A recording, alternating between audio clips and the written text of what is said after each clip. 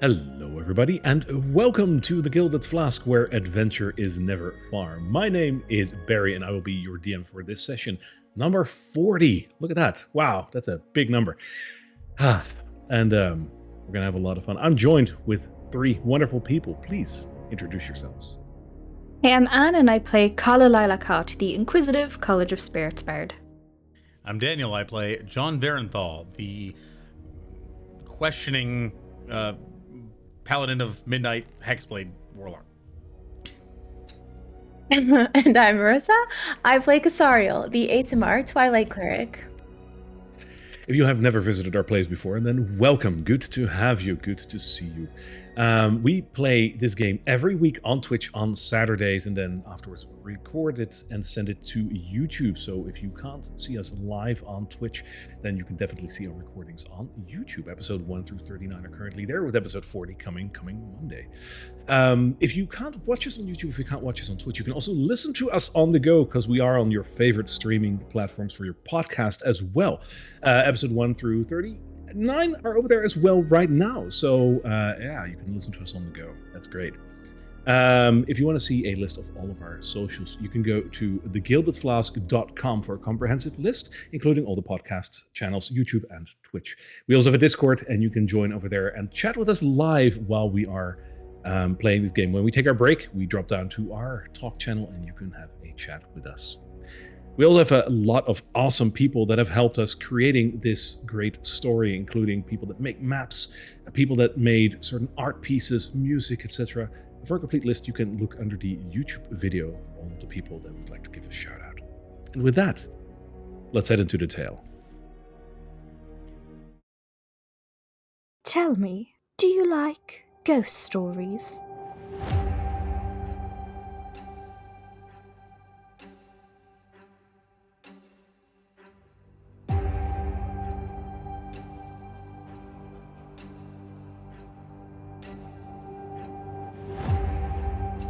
I've been investigating people vanishing mysteriously into the night, never to return.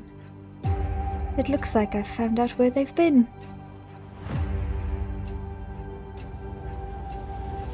Good evening.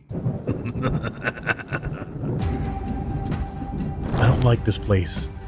The air feels heavier. Did you hear that? What do you mean he's watching?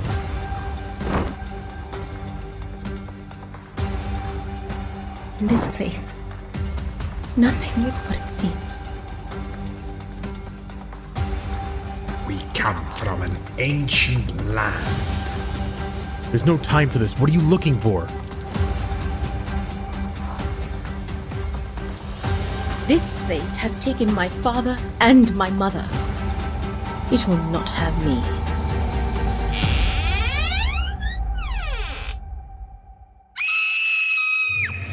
We gotta move, now! Oh, I do love a good mystery.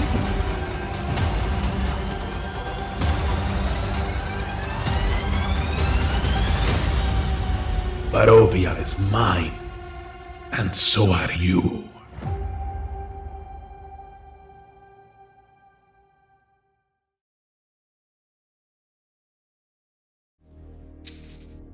Well, you guys know what I'm going to say, because I say it every time. What an intro! What an intro! I love it, made by our very own Kasariel. It is such a joy to watch that every single time. Thank you so much for making that, Kasariel.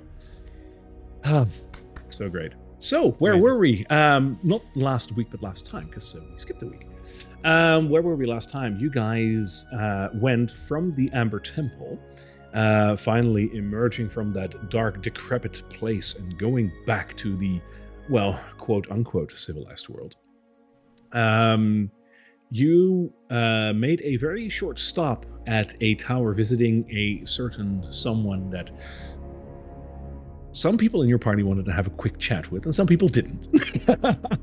She offered you a reward for you helping her, being a portal that would send you hastily back to Vallaki. But you declined, rather just facing the elements alone of the cold weather around. around the area there. So you braved the mountain, you went back. Nothing really happened because I had a couple of really bad rolls there. And you made it back to the lower part of the mountain. You went all the way to Yester Hill, where supposedly the Fane of the mountain would be resting to bring back the red crystal. And after some looking around, you found a place where the gem should be buried. But the dead rose all around you, and undead druids tried to stop you from burying the gem underneath a couple of rocks. But you defied them, you slew them, and you put the gem in the ground, thereby consecrating the area again and bringing forth the Fae. And as she did, you noticed that at first she looked like someone you guys already knew. A fortune teller by the name of Madame Eva, who once foretold what you should be doing in this world, came forward and then transformed into her actual form. And while she was telling you how thankful she was and giving you a gift in the form of an added power on your face staff, you also noticed through some cunning use of your abilities that she's a fiend. And what that means is something that you guys will have to debate a little further, I think. For after you left Yester Hill and went down the path, possibly to Kresk, you decided to camp and take a long rest, debating about everything that has happened so far. And that is where we left off last time. Did I forget anything? I don't think I did. I made a meeting with Strahd. Oh, yes. That's a very important part. Yes, you did. Yeah. Yes, you had a very quick telephone call with Strahd. Yeah. And you asked that you want to meet him, and he said that he would honor that soon, TM. Yep. I think that is about it. So let's get back to the map where you guys are just packing up your camp. If you haven't done so already, please apply your long rest. And from there, I leave it up to you where you guys want to go.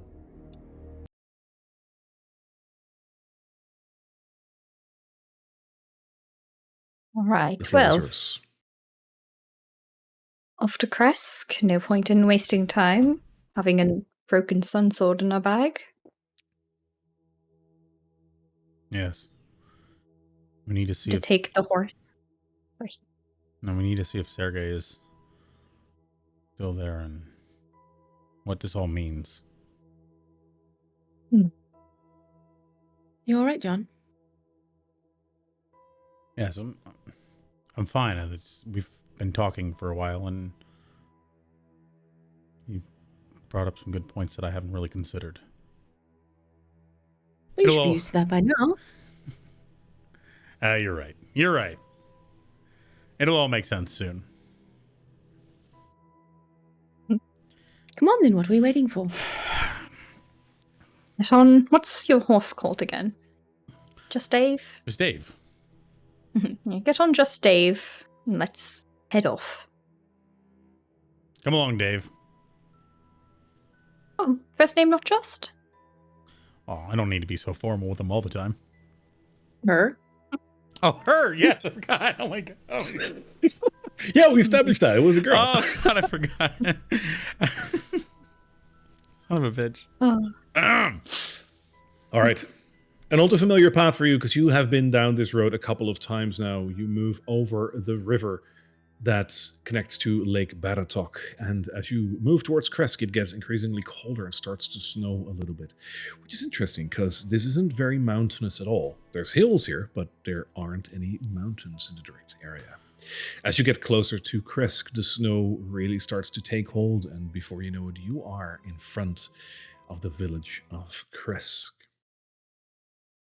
As a matter of fact, your tokens are already inside, and that's no bueno. You guys should be outside. There you are.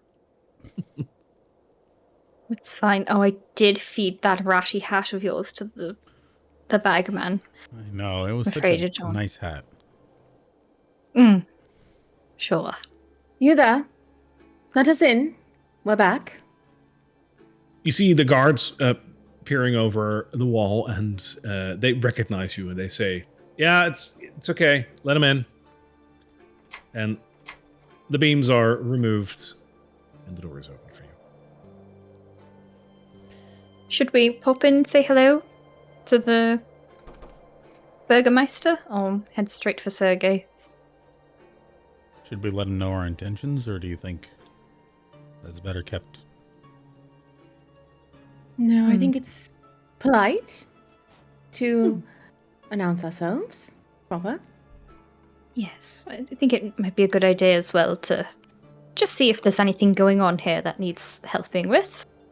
I mean, he has been quite hospitable to us. I was going to Agreed. walk up and knock on the door. After a brief second, you hear, enter. Hello? Oh, Dimitri? We're back. Yes. Good to see We you. How are you? survived the Ember Temple, you know. You've been where now?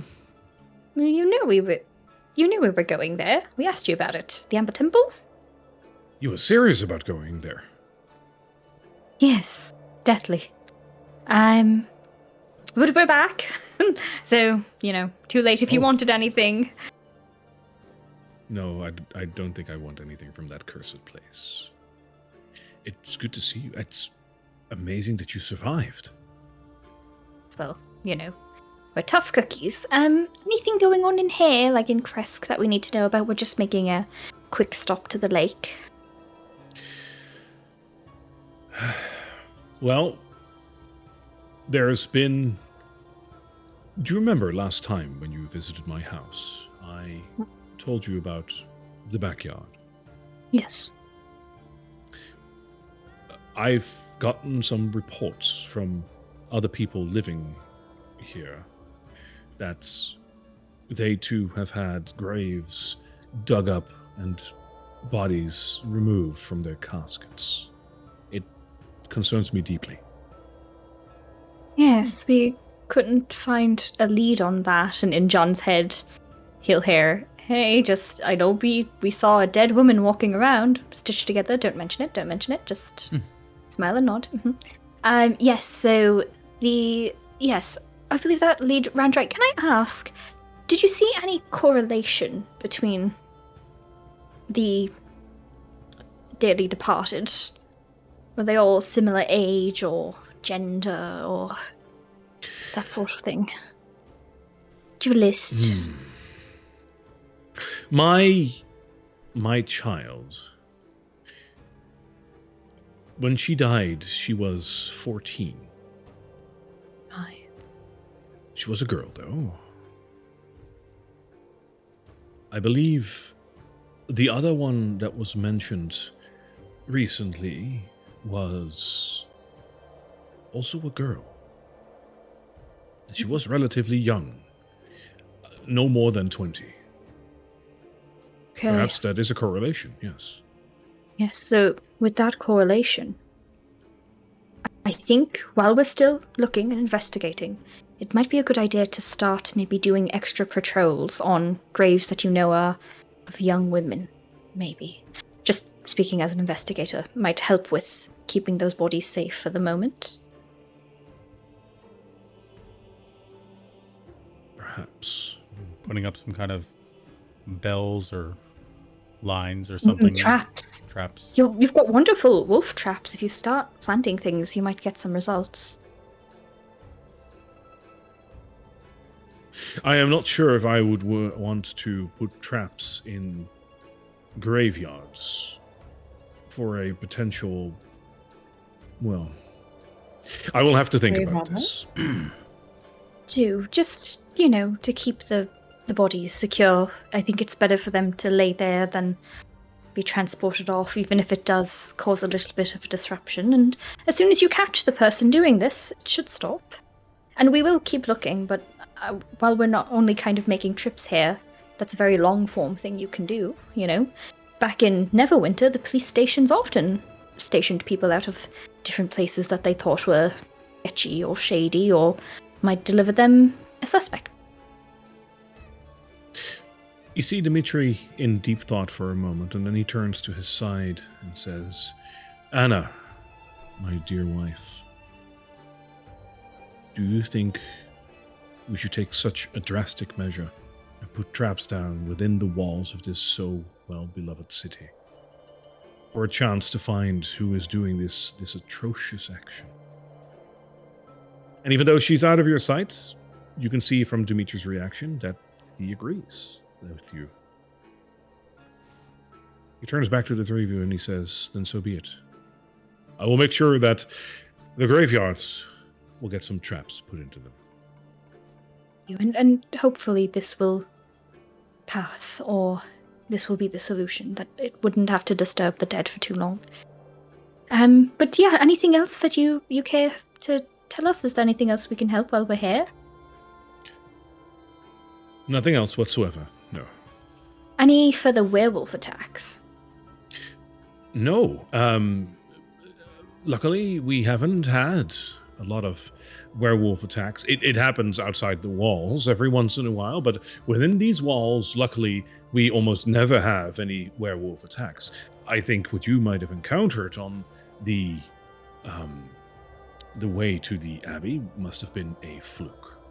We did some thorough patrols and didn't find anything else. It must have been a one-time. Hopefully, yes. Yes. Right, well, good luck. We'll be over there, and we'll be staying in the tavern if you need us. Absolutely. Dimitri, did you hear of any group of adventurers that was also like us talking about the Amber Temple? Maybe they may have passed through here. About a week past, or maybe more. No, there has been an adventuring group quite like you here, but that's been a couple of years. They weren't here. They haven't been here in a couple of years. No, certainly not that group. They visited here only once. It's been years. Do you know anything about their party? What they tended to do? Who they were? They were just passing by, refilling up on some stock, and then left again. I didn't get a chance to speak with them. There has been no adventuring party like us. Not yet, anyway. We're the first. That news. No, there has been a group like you. It's just been a couple of years. That went to Did the one Amber of them- Temple and came back. No, in that regard, sorry. I didn't mean to, no, I don't think anyone has ever made it out of the Amber Temple alive.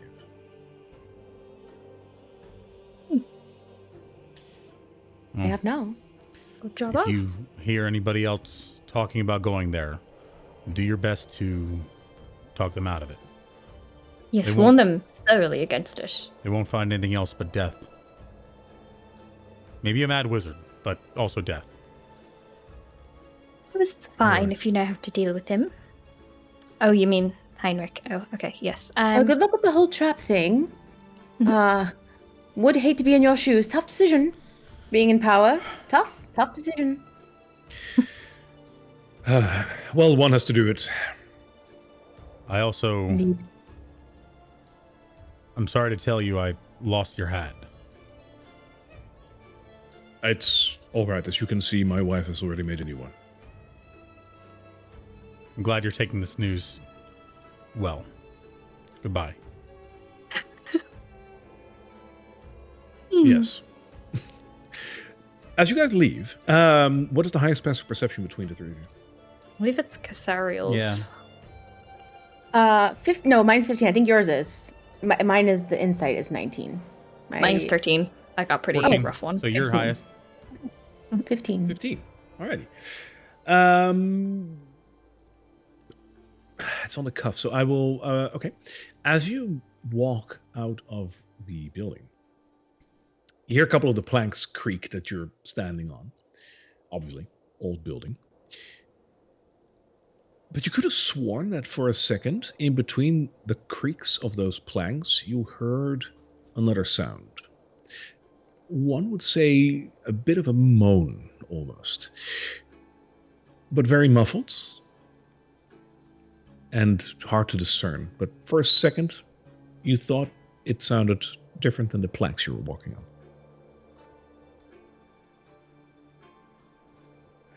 Kasariel immediately turns, raises her hand in readiness, and begins to examine whatever she thought was amiss. Did you hear that? Yeah, what? Oh, what are we hearing? What? Can I look underneath? Is there a way to see underneath the planks? Not without having to whip them out, but perhaps there is a cellar or something.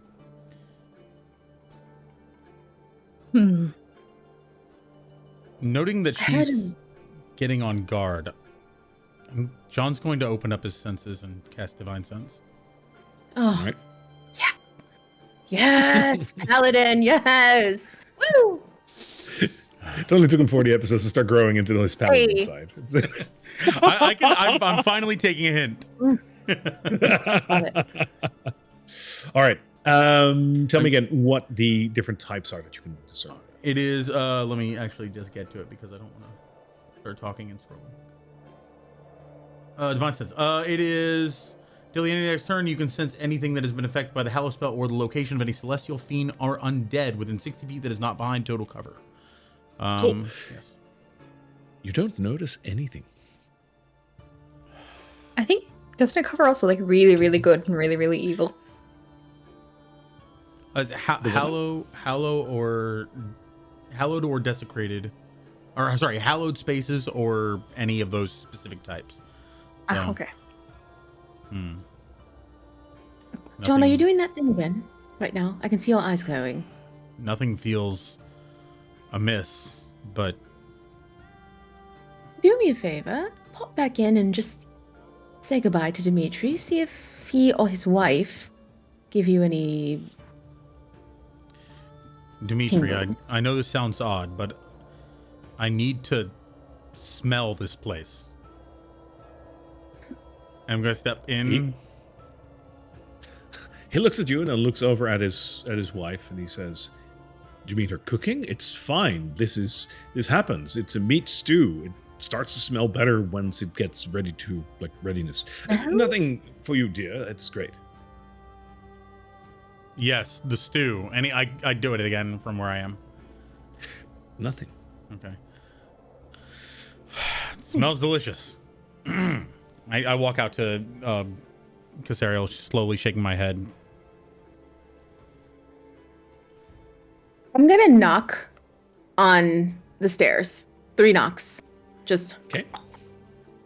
Perla is going to minor illusion a sort of sound of like a bird like cawing very close to Dimitri and his wife so that they don't hear the knocking.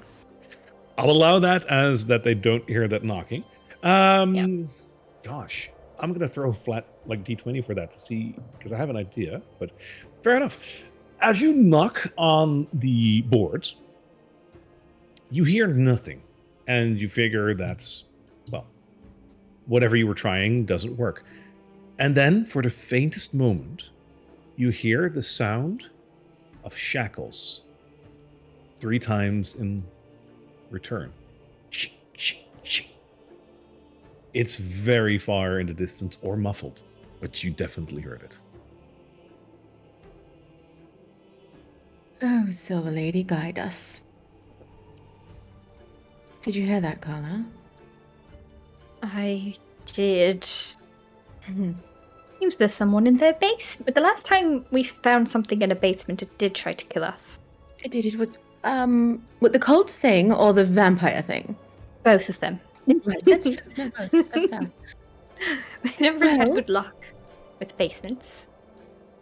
Let's go see what horrors we find this time, shall we? Oh dear lord. Okay. Alright, everyone be very sneaky. Let's try and find a way down. Did you guys hear that bird? What type of What bird bird? do you think it was? I didn't hear anything. I couldn't place it.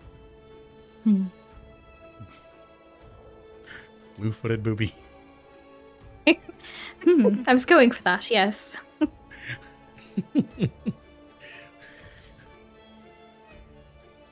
Okay, so Okay, so when we're standing here, do we notice the guards sort of like looking down on us? Oh no, they're keeping their eyes out like to the outside. They're not paying attention to the inside of the inside the walls. The walls inside are safe. Okay, Carla's going to kind of gesture for them to kind of stay there, sort of at the side and keep watch to see if anything is moving there or moving like guards. I'll like message them. Yep, we'll Just keep an eye. we'll keep an eye based on like almost a patrol kind of deal. Yeah. And then I will try to very like stealthily try to open the cellar doors, and if it's locked, I'm going to try and like pick the lock. It is not locked. You can definitely open it. Okay, great. Wonderful. I'm going to kind of like watch the guards and then usher for them to kind of stealthily make their way over and kind of down into the basement. All right. And you can. I'll go first since Three. I'm here. Alrighty. Oh, Slowly, right. you move down the rickety basement. I'll have to put down your tokens. Give me 1 second.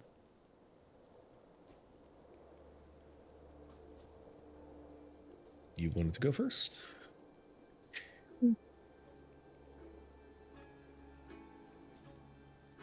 Going down the basement, you smell the musky smell of what one would expect in a basement. Very musky smell, very dusty.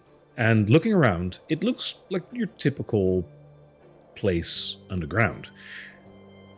There is a couple of shelves with some glass bottles on it. There are 3 large caskets, which look like wine caskets, which are covered in a thick layer of dust, and there are some cobwebs here and there. You notice a couple of tools, you notice a couple of bags, and a couple of coffins. The coffins themselves are not closed. As we sort of stand on the stairs, Carol's going to take like both of their hands as we're sort of walking down, and her eyes are going to glow purple, and theirs are as well, as I form our psychic link for the next 8 hours. So we're able to communicate to each other through our heads. So we don't actually have to make noise. That is The so upstairs cool. might not hear us. So yes. Thought this would be really useful when I, couldn't talk, but at least it's getting some use. Can speak in your heads now. All right. Well, I will, Fantastic. if you guys don't speak in your head, let me know. Otherwise, I will treat it as that you guys are communicating telepathically right now. no bother. This is amazing. Isn't it? It's only between the 3 of us, though. We can't do that at other people unless you have like powers like me and Kazariel. Speaking of which, would you mind Oh, casting a bit of light? Certainly I will. And with one hand I will cast light, and the other I will cast Death Ward on myself. Don't you trust me? not in the No. slightest. Do you cast light on yourself or something that you're wearing? I'll just produce it in my hand, in one hand. Sure. Like a flashlight. So cool. Modern of you. Like a bullseye lantern. There you go. Perfect. With the light in place, Carla's going to do a full investigation of the room. The usual things, looking at the dust, looking at scraps of paper, checking the walls, checking the floors, doing all that little scampering around that she likes to do. You know what to throw. That's a 23.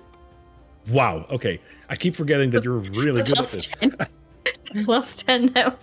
Anything over a 10 and it's like, okay. So you could potentially throw a 30. That is scary. Mhm. Cool. All right. Looking around, like there's a whole lot of nothing over here mostly. The glass bottles, the wine caskets are exactly what they are. You probably like open up the little thingies in front of it to see if there's wine in there. There is not much, but there's a bit in there. The wine bottles themselves, a couple of them are empty, a couple of them are full. They are great match number 2. And the caskets are indeed empty. The tools look rusty but serviceable. And as you go about the room, there's one thing that strikes you as odd, which is actually where you are standing right now. For there is also a piece of clothing on the floor. a blue shirt, which looks as if it's been ripped apart. Not necessarily as if someone took a sword to it, but rather as if someone wore it that was a little too big for the shirt. It looks like it's been hastily discarded, and as you look at it, you notice that on the ground there's a couple of relatively small scratch marks. The scratch marks lead towards the wall where you were just standing. Great. I'll start. Sorry, go on. Maybe knock 3 times again, so we can get direction. Okay. 3 times And- in the cellar. Okay. That's what I'll do. I'll knock 3 times on Where do you knock? the wall. On the wall where the Where are you scratches standing right are. now? Where Okay, with the scratches scratch? are. Yeah. All right, that sounds relatively hollow. And as you knock, almost immediately it is replied to with shink, shink, shink. Rather loud this time. Okay, I'll start sort of examining the wall to see if there's a way in this particular area from here. You will not have to throw again for that. You will definitely notice a small indent in the wall, which serves as a latch to open the door here. I'll open it and kind of keep Casario close to me for the light and the protection. As it opens, behind this door, a waft of a horrible stench accosts you. It smells like a public latrine and wet dog. And as soon as the smell itself hits you, you hear a bellowing roar as a werewolf tries to rush at you, but gets caught by the manacles that he is shackled with to the wall. And he looks at you growling and menacingly and says, "Who are you?" I'm going to say, I'm Kalalila Cart. Why don't we calm down? And I'm going to try and charm person. Okay. You totally can. What do I need to roll for that? So you need to roll me a Wisdom 16 throw. Wisdom 16, that is a 13, so that is a nope. Okay, so now charmed by me, which means it regards me as a friendly acquaintance. And it basically is just like, I'm like, okay, why don't we calm down? It's all okay. And I'm speaking very low. being down here. Why? What's your name? My name is Ilya Ilya Kreskov. Skov. And Ilya, why are you down here? Did they capture you? What happened? Because my father doesn't trust me. Because you're now a werewolf, yes? Yes.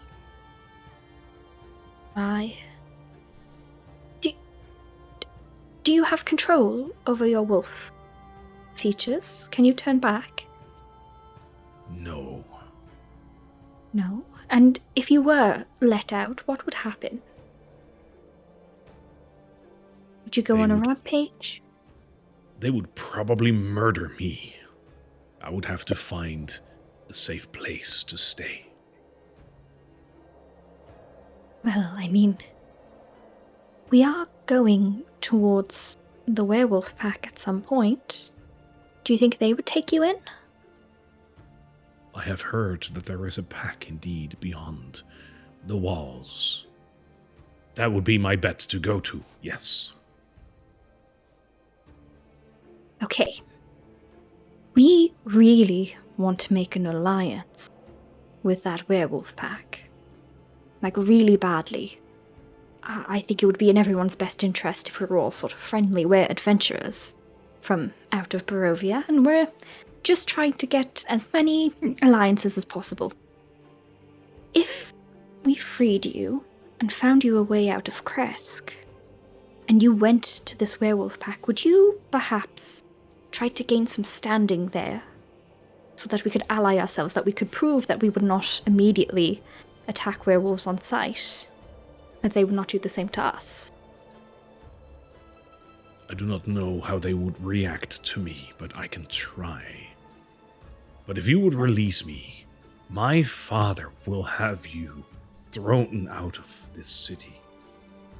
What do you know is us? He doesn't know we're down here. Can you be that secretive? I've been plenty secretive up until this point. I think I can do it again. Make me a persuasion check. I do it with advantage because he's charmed by me. Because he's charmed, yes. Great. Okay. Persuasion. Am I any good with that? Oh, I am. Okay, that's a 16. Sure. You see him contemplating your words, and he finally nods and says, I will have a hard time finding people that I can trust in this world, so when it is offered, I might as well accept it. Wonderful. All right, Now, tiny human. You bring me outside. I'm a I will see what I halfling. can do. Not a And what human, now? they're different. A halfling? Not a human, they're different. You know how you're like a werewolf as opposed to a human? It's different. Yes. How often do they come down to check on you? Almost never. Oh, that makes this so easy. Okay, I'm going to scamper up close to him and kind of be cautious as I get close, just in case he's going to attack me. And I'm going... I John's don't believe I can actually do that. He's not doing anything yet, but he's ready to jump in to pull her away if anything bad happens.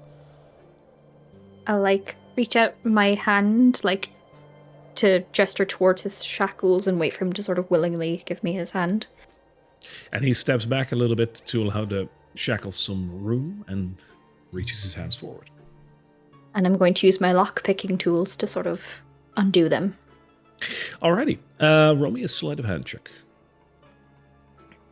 Ooh.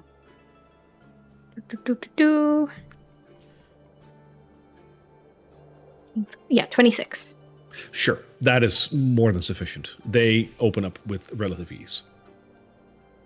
Okay, they fall to the floor, and I'm going to say, okay, what's going to happen now is we're all going to go invisible. We're all going to walk out of here. Okay? So keep a hold of my hand, and I'll turn us all invisible, and we'll slowly get you out towards the outskirts of Kresk, and we'll circle back through. Are we going Okay. north to exit Oh. Kresk then? Oh, 'Cause we the are gate's going... closed to the south. Gates are closed.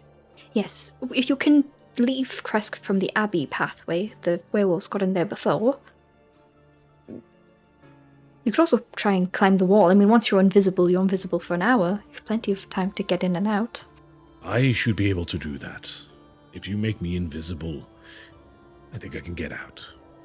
You promise me you will not hurt anyone on your way to the werewolves. Without reason, of course. If they attack you, that's fair. Yes, I promise. Thank you. Ilya, was it you said? Yes. Thank you, Ilya. Thank So you, I'm going little to... halfling. Carla. Carla. Elia, do you know what happened to your sister? She died.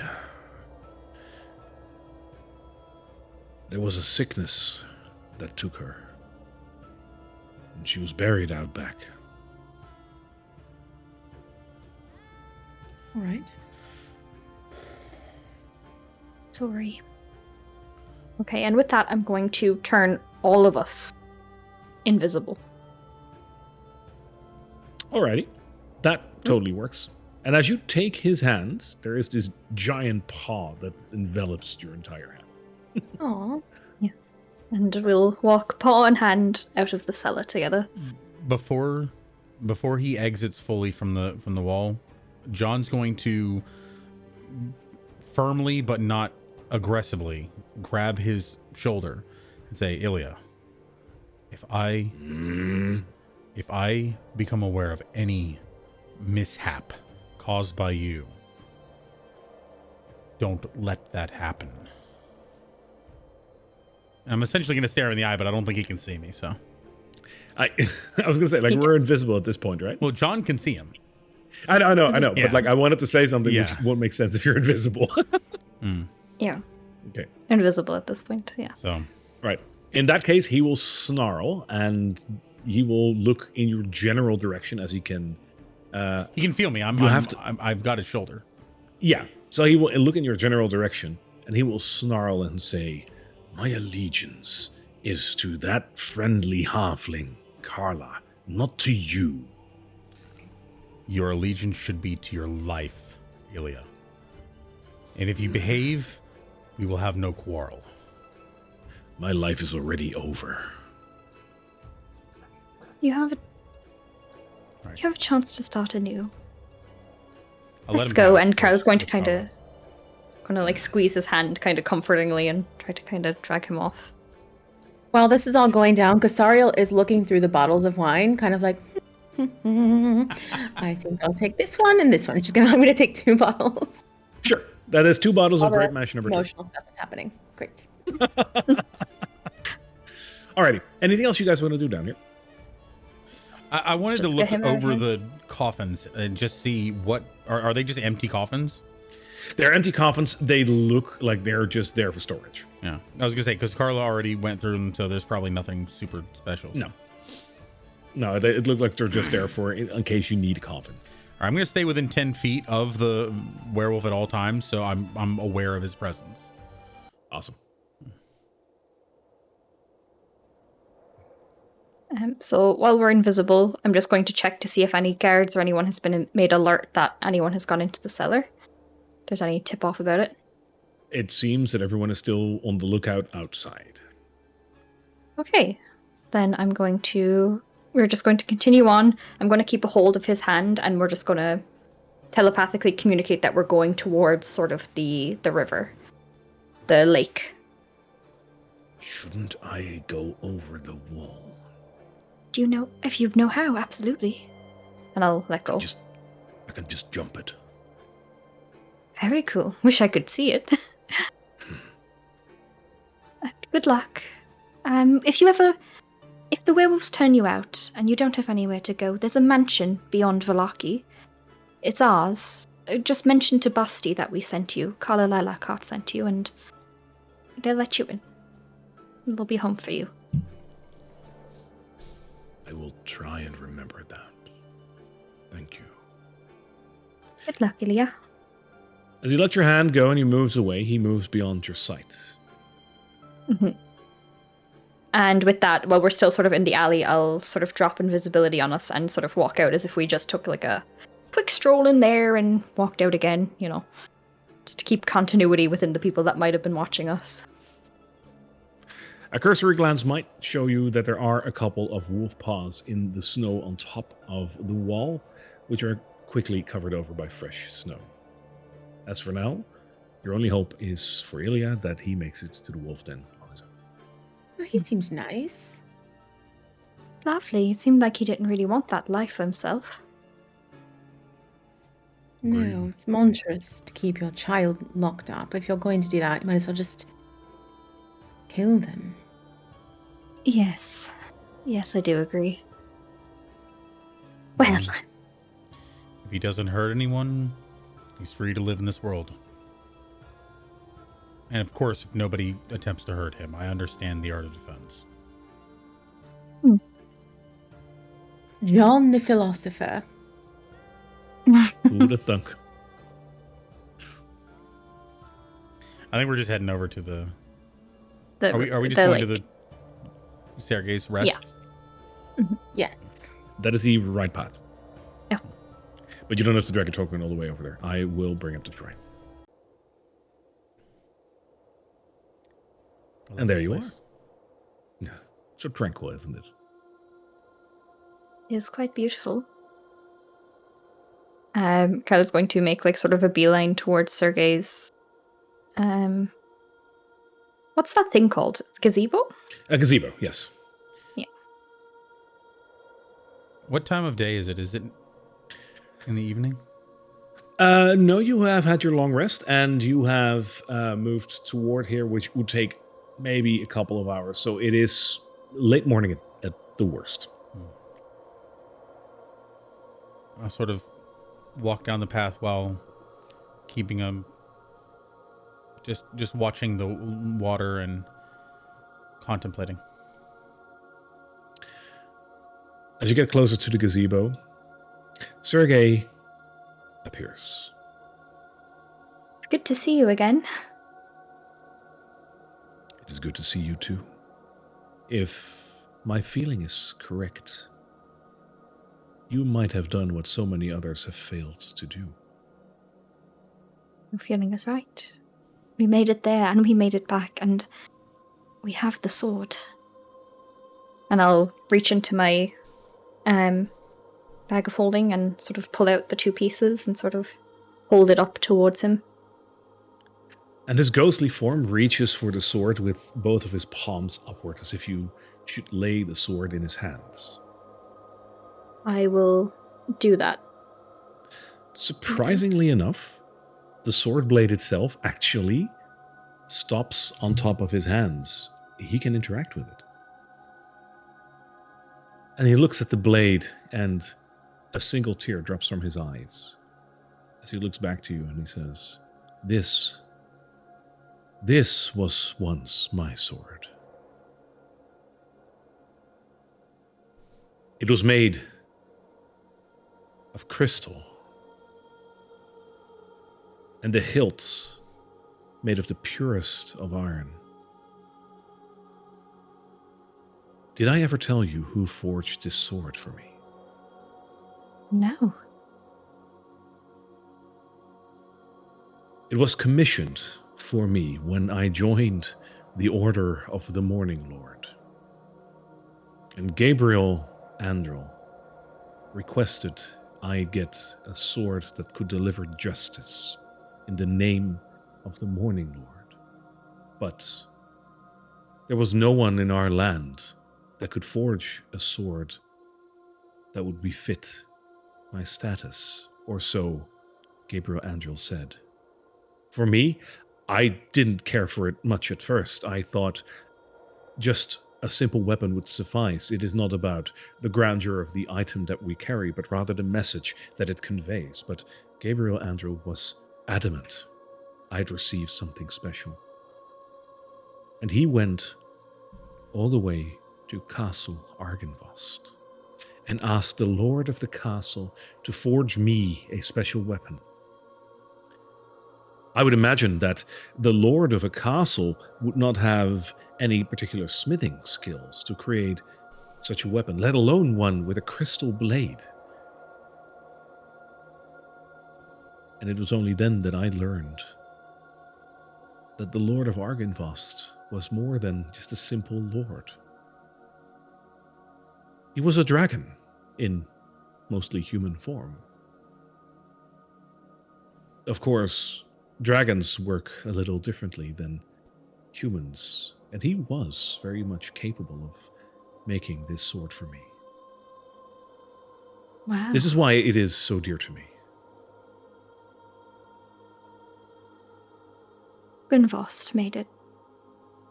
He actually... He did. Did you ever meet him?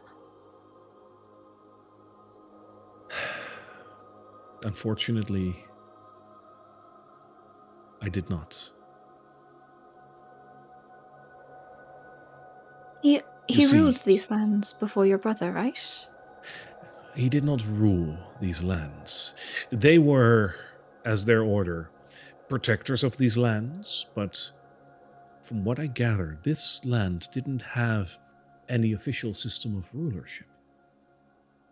Sure, there were nobles that governed certain towns, but there was no overarching group or person that saw fit to rule them all as king until my brother.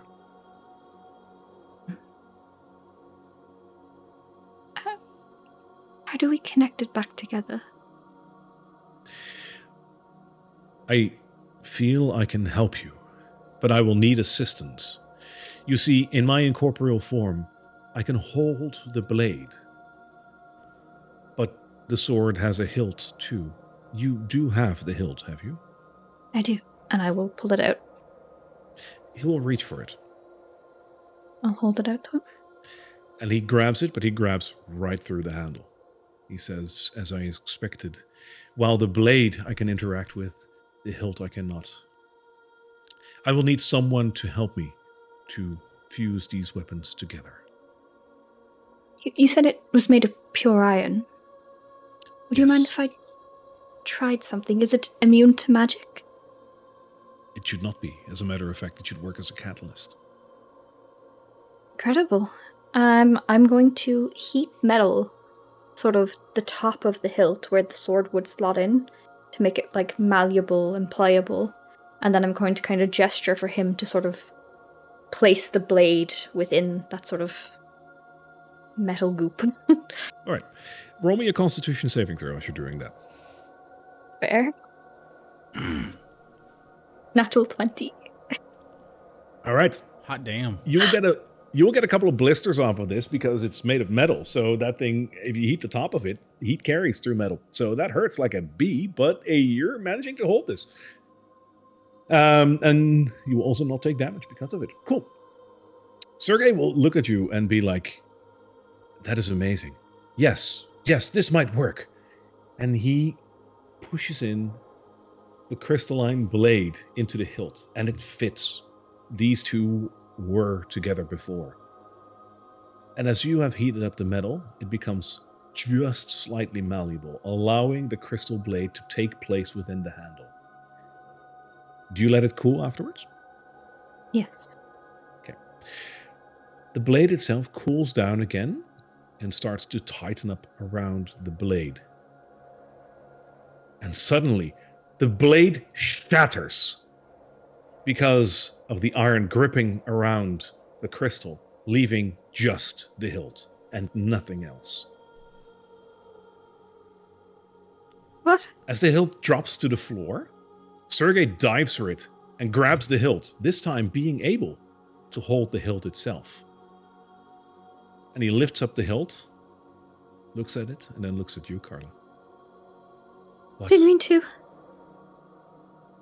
My sword. I'm so sorry. I thought it would... He grabs the sword by the hilt and holds it up as if it was still once a sword, and you see emotions flying through him. And as he does, a very subtle radiance starts to glow where the blade once was. And instead of a crystalline blade, a blade of pure sunlight erupts from the hilt.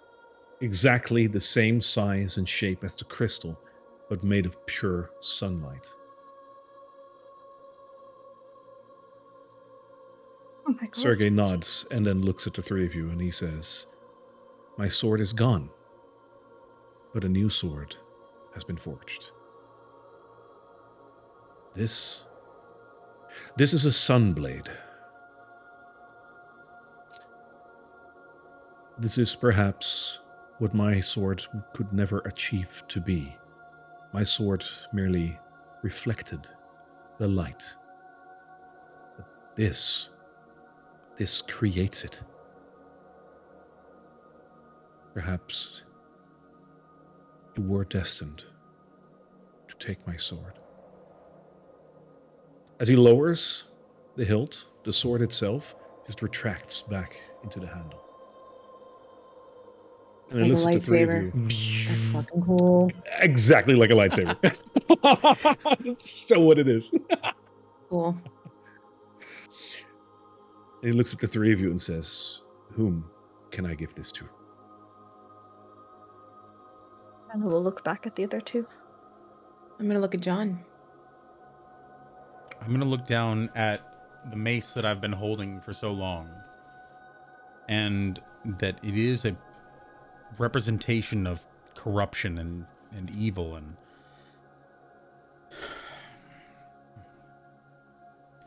I'm going to put a hand on it. And as you've seen the strings dozens of times, you see these tendrils come out of the hand and wrap around the weapon in all parts of it. and all of the tendrils flash with radiance as he pours his paladin radiant energy into it, and the weapon shatters. Is that first of all, is that allowed? Can I do that? I mean, dude, that is, wow, you're sacrificing your actual prop. Yes, I mean, you're not literally breaking it, but hey, yeah, you can. All right. The weapon shatters and sort of just flares in light. I don't need Escher's toy. If we're going to be who we're meant to be, if we're not going to hold back anymore, I can take up your blade, Sergei, if you'll allow it. I will. Fitting. A paladin taking up one which was once of a paladin. Yes, you may, John Varenthal. Take my blade. And he offers it to you. I'm going to take it, but I'm going to turn to Carla. I'm going to kneel down so I'm basically on eye level. Carla, you forged this. You've gone through just as much strife as I have, if not more, in this land. Are you willing to part with this? You have more right, more claim to this than I. With him at like eye level, she's going to like reach a hand out to his cheek and sort of like very tenderly hold it and press like a gentle kiss to his forehead and say, I think it was meant for you. I'd be happy if you wield it in our shared goal. I'm honored. Thank you. And I hold it up and try to light it. All right. So what you've just been given is indeed a sunblade. And yeah, the connotation of like, wow, that's just like a lightsaber. Yeah, it's really, really close to that. Let me tell you what this is. So it is a longsword, and you can use it versatilely. So you can use it with a shield. You can also use it two-handed if you so wish.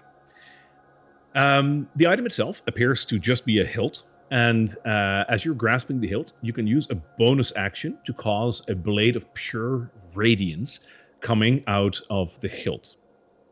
While the blade exists, it's a magic longsword, and it has a finesse property.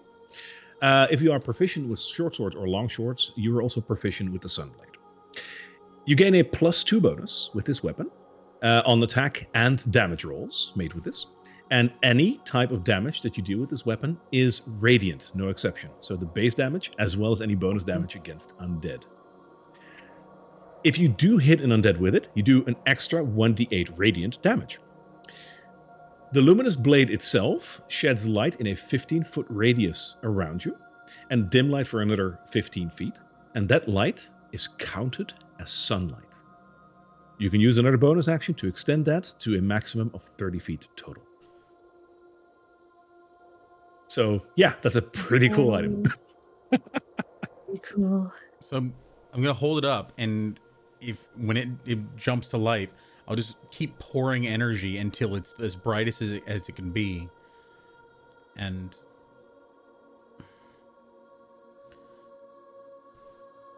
with this, I might be able to help protect those in this land. And thank you, Sergei. Thank you, Carla. You are welcome. Thank you, Casario. Can I ask the three of you to come forward? Of course. Step forward.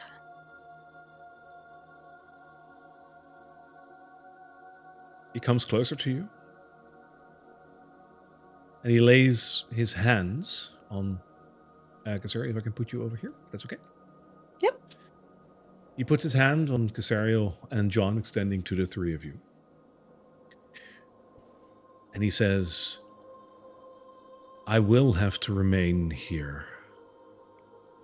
My purpose is not yet complete, and that is okay. But this gives hope to me and to the people of Barovia. I would have never thought that it would be my sword that would potentially be brought against my very own brother. But neither would I have ever imagined that I would be here in this form because of him. This sword was once made to do great deeds, and I expect you to honor that tradition. The sword will do good. And I hope that the three of you will be able to bring that to this land and to the people that need it the most. Good luck. And as he says the words good luck, the three of you feel filled with a radiant energy. And all three of you level up. Oh boy. Congratulations. Whoa! Okay. Ooh. Holy crew. Oh, Yep. Awesome. That is a quick level up after the first one, but this is a major event, so yeah. You are now level 11. Congratulations. God damn. We'll have to do that at the break. Yeah. Yeah. So until the break, I am fine with you just rolling the normal stats right now. Yeah, during the break, you can do your level up. Thank you, Sergey. Your blessing certainly makes our decisions much easier. I hope so. I know you. Whatever the choice is that you will make, I know that it will be the right one. I just hope that you contemplate which answer is the right one before you take it.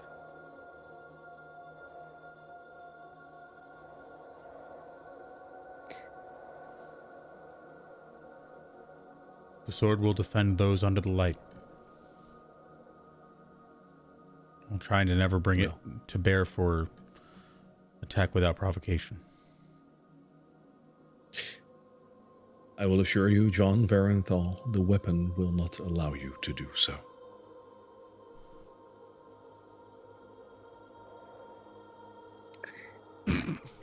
Ariel kind of looks over at him. Sure, the hill could be used for some. Never mind. Well, I think before we go, I'm going to take some of that lovely water of yours over here. They are looking for it in Valaki. It makes wonderful potions. I don't know if you know that. That I have heard. A local townswoman comes and collects that water regularly for her potions. A local townswoman here in Kresk. Yes. I believe she runs a shop here. yes, you remember the potion master's sister, twin sister? We bought traps from her.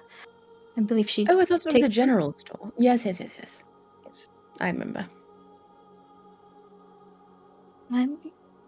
One last question. You mentioned St. Andrew gifted you the original blade. Yes. Is he still within these lands, much like you are, or has his soul passed on? I have not seen him for hundreds of years, but seeing the state of this land, and he points once again upward to the sky, I would not be surprised if he is still around. I hope for him, though, that he is not. Sergey, I would ask your wisdom on a topic. Yes. We haven't really... We were always taught that those of a celestial nature, those of heavenly origin, are pure good and to be trusted in all things. We've met one that cannot be anything else, but seems to be involved in unholy dealings, the creation of undeath, the theft of corpses, desecrating graves, doing it openly and willingly without any deception or... Do you know of anything? Do you know of any divine beings that could have malicious intent? The path of divinity, John, is not a straight one, nor is their intention sometime. You speak of unholy and you speak of undeath. Let me remind you that even the holiest of creatures and even those that serve the light with such purpose dabble in undeath.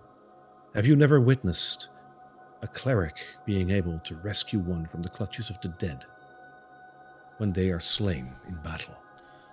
Have you never seen someone brought back because their time was not yet to pass? I've seen those that persisted beyond their death to fulfill the duty, but this is something else. This is not duty or divine will. This is taking a corpse, stitching it back to life, and these are body parts that are stitched. We dealt with one such as this, a doctor who claimed he could overcome death, not through divine purpose, but through some foul science. The beings that he created were puppets, no more. Never underestimate your enemy, but at the same time, never mistake malicious intent with misguidedness, as is the other way around. Have you met the abbot? I have. Well, You know. I've seen him. You know what he is. Do you know what he's doing? He holds shelter up in the abbey for those that need it most. And he tries to guide those that are lost in darkness towards a better path. That is his intent. He seems to believe he can help Strahd by creating some mockery of life that will serve as his love. And that is his misguidedness. He's a creature from beyond this realm, this plane. These mists, did your brother cause them?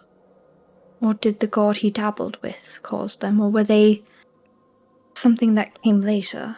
We're really struggling to figure out I could what not they possibly are. imagine. I could not possibly imagine that my brother would have the magical prowess to cast such an enveloping spell, quite literally. But then again, the last couple of years that I spent together with my brother when I was over here, my brother did change and he started to take an interest in magic. He was a warrior first and a wizard second.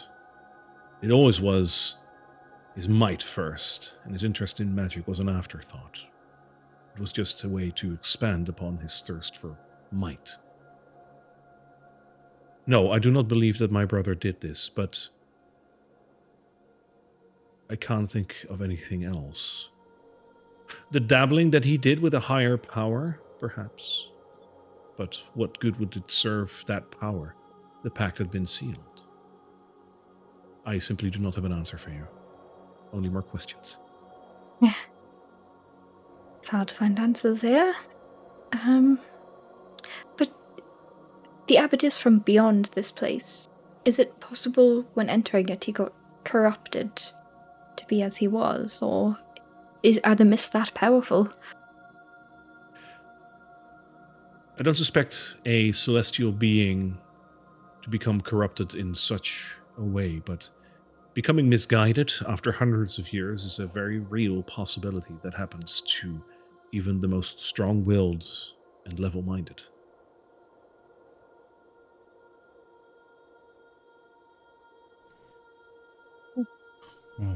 While we have seen those we've been taught to revere, we've also seen those we have been taught to despise. We've seen fiends, and Kasariel was able to feel what I was too blind to see. Sariel, do you want to? Oh, you mean the fiends? Those, and the ones. Oh, Out of here, not did me. Kazariel tell us that those in the bar were fiends? Okay, yeah. Mhm. Those I think he and did. Yeah. the ones in Balaki as well. Yes, what are the fiends doing here? They did Sergei here. smiles at you, Casario, and he says, "My dear Casario, it's a human evil. Evil's a matter of perspective. Exactly.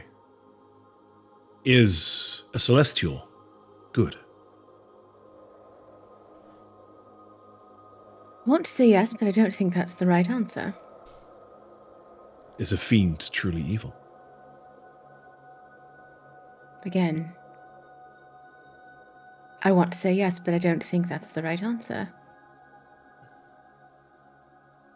Are you saying fiends are not evil, inherently?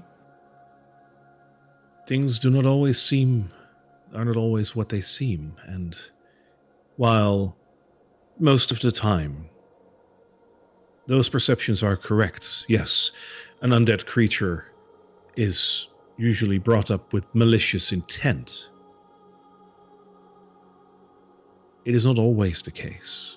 There are stories of necromancers that bring a soulless body back from the dead just to serve them and make them tea. Is that inherently evil? It's a matter of perspective. Fiends are like humans, or dwarves, or gnomes. They are simply different. Are they inherently evil? Often. Are they always? That is a good question. I believe that the Morning Lord shines over all, including those that we might at first perceive as unworthy. Even your brother? Even my brother. I see. My brother was once a staunch believer of the Morning Lord. The chapel that I was to be wed in was constructed for a reason. Strahd wanted it there. He believed the Morning Lord would bring him good fortune, a blessing. It wasn't until he strayed away from that it grew dark and grim. But he was once a follower and a believer. He's now simply misguided.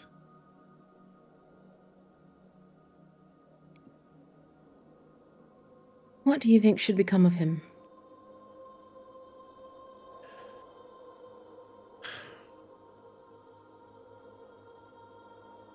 It is hard to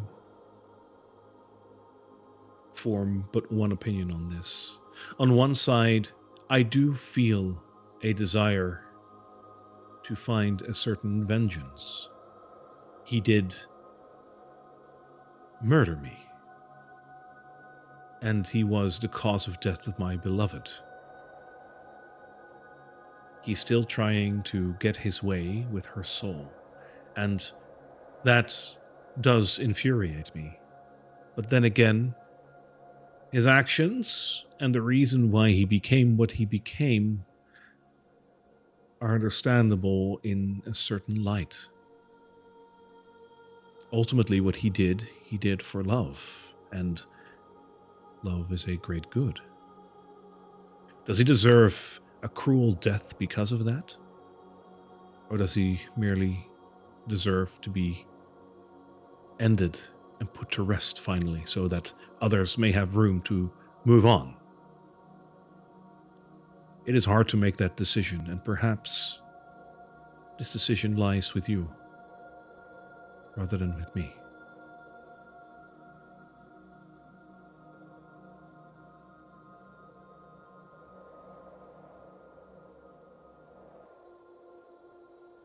Thank you for your wisdom. I'm sorry I couldn't be of much more service, but I hope this helps. Should you need me, I will be here if you wish to talk to me again.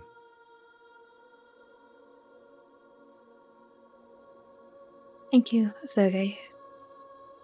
I hope we bring peace to this land, but at least your soul can be put to rest.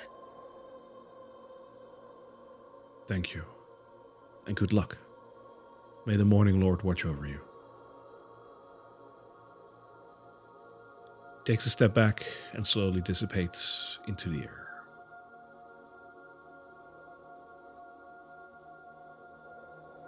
John, are you still gripping the sword? Yeah, it's at my side now, though, and it's not lit. All right, so you're not holding it at the moment. Well, I'm holding it in my hand, but my hand is at my side. Yeah. Cool. Okay. As Sergei wafts away into thin air, there is a subtle surge of emotion coming over you. One of a sense of purpose combined with sadness. And perhaps more so than usual, you feel very in touch with your emotions.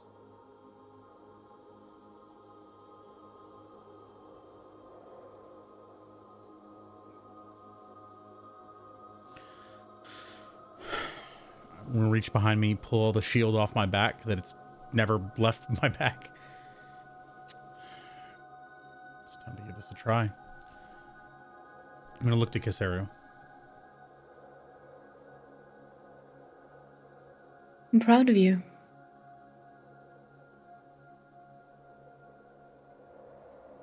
I don't think I would have survived here without you. Thank you. No, you wouldn't. You're welcome. You'd have died immediately. Both of you would. Really. Probably in that vampire fight. The first one. Yes. Yes. Lucky for you, I'm still around. No, but really. I'm proud of you, John. I did get this image in my head, like, you're pointing at Kara, like, she can hold her own, but you know. Distinctly, I would be very dead without John and Casario. Shall we do it with your new weapon? I'm gonna take out Moonlight Above. Chaos below. Spirits abound. Think. Coincidentally, just for the sheer factor of funniness, I will add a lightsaber sound to my soundboard that whenever you pull out your weapon, I will play it. I will add it. Just for that. Cool. That's the whole point of this thing. So yeah, I'm gonna have my shield out now and be a little bit more serious. And on that note, put the sword at my belt for a second and pull out. What do you think we should do with this? God damn it. The Wand of Wonder. Zerga was right. I need to be a little bit more purposeful, and this has been useful, but I still don't fully understand it, and I really shouldn't be using a weapon I don't understand. I think you should give yourself one allowance. One more fight where you're allowed to use this just that once. Or one object that you want to use it on.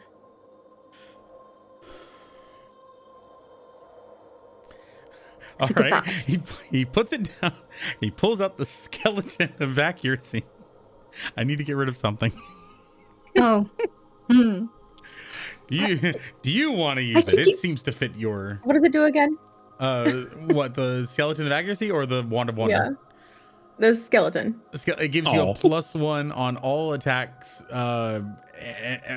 attack rolls, anything, spells, and melee. I think we're all, the powers that be out, all of us, in terms of that. I think it's okay to let go of that one. No, I'm not. I'll take it. Oh, If you're tuned to it, yeah. Yep. I'll take the skeleton. Now keep my wand of awesomeness. Moment there, and I'm going to take the skeleton really quick, and I'm going to try and take a little like snip of Gasariel's hair with like my dagger. Just a little snip. If I can, do I need to roll? Hair? My hair? Yeah. Roll for initiative. My heart. Can I roll sleight of hand? for my chest? Can I try to sneakily do it like sleight of hand? Or if I declared it now, so it's. I mean, I will have no part in this. You do you. I'm taking my own grave. I'm going to. Okay. I'm going to try and take some of your hair. You're going to try to stop me just a teeny bit. No, just a I'll let it teeny bit. happen. I'm Okay, talking great. to John. Oh God. And I'm going to just very quickly, like, fashion a little like wig on top of this skeleton and like a little bit of cloth out of my pack to like, tie it up, and it's like purple and flowing, so it kind of looks like Casariel. And I'm going to be like, that fits your aesthetic a little bit better. So Where did you find the hair? This looks just like me. Doesn't it? oh my God. you, Carla. Gorgeous. No. You're welcome. I'll let it happen, but the consequences when it's found out. So you should see skeletal figurine of accuracy as under your in items with +1. It's green. If you want to add that to your equipment or anything, it should automatically add a +1 to all attack rolls just without having to think about it. Got it. Thank you. Sweet. Added that as a homebrew because I kept forgetting to add the +1. Ooh, thank you. Goodbye, old friend. You've got I a still fucking have me. lightsaber now. Yeah, but I still have me, and he pulls out the doll that Carla made so many episodes ago. Yes, look, we're friends. We all have dolls. I had that old witch doll, but I did leave it down by the amber. Ugh. I think you should throw it in the lake, John. Is there anything left of that mace? That's a good question. I think at least the skulls and the main body of the mace just disintegrated and flared with light. But maybe the hilt just fell to the ground, thud. Maybe don't put the corrupted thing in the lake. That's nice and not corrupted. Just a little thought. Great point, Carla. I just thought. No, you're right. Therapeutic, yes. We could leave throw it it in the then, lake though. of Barovia. And I'll open up my bag of holding.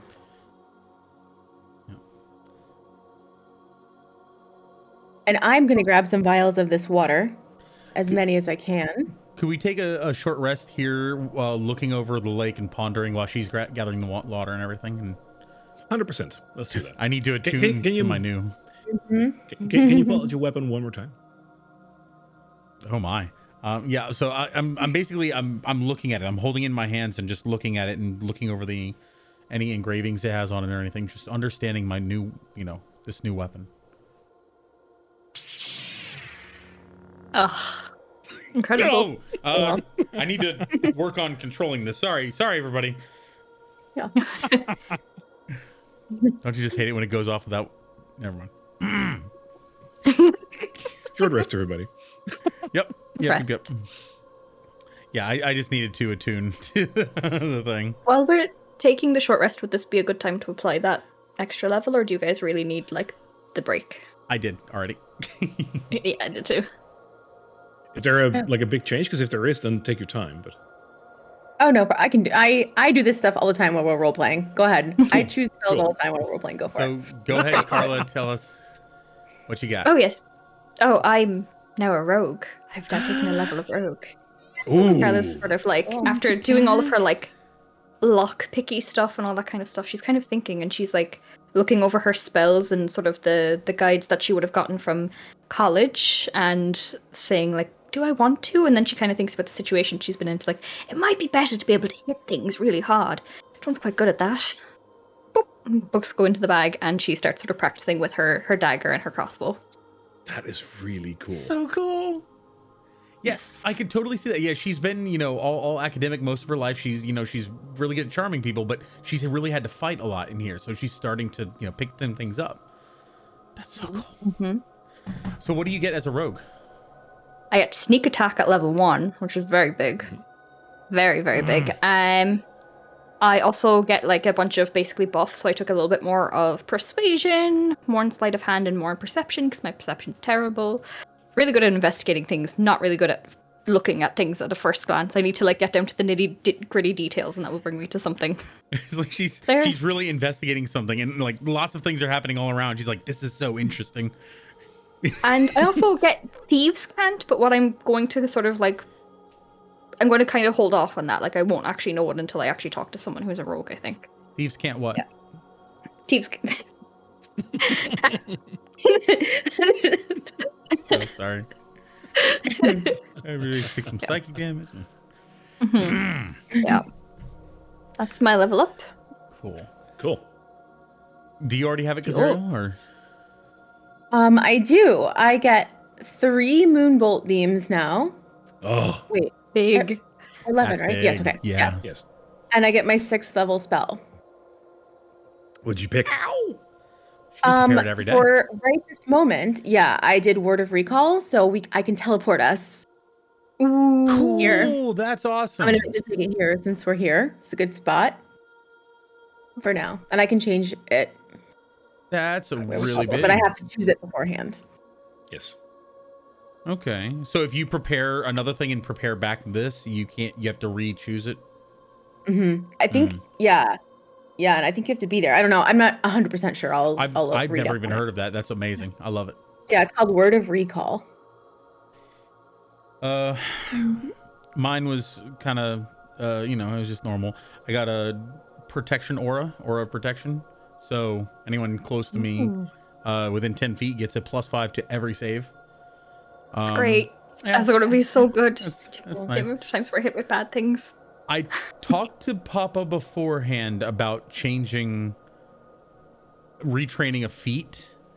Given that I'm losing the great weapon and gaining a sword, is this a good time to talk about that? In that, like, can we say it takes effect? Takes effect? Yes. Okay, cool. So, John is being a little bit more tactical now.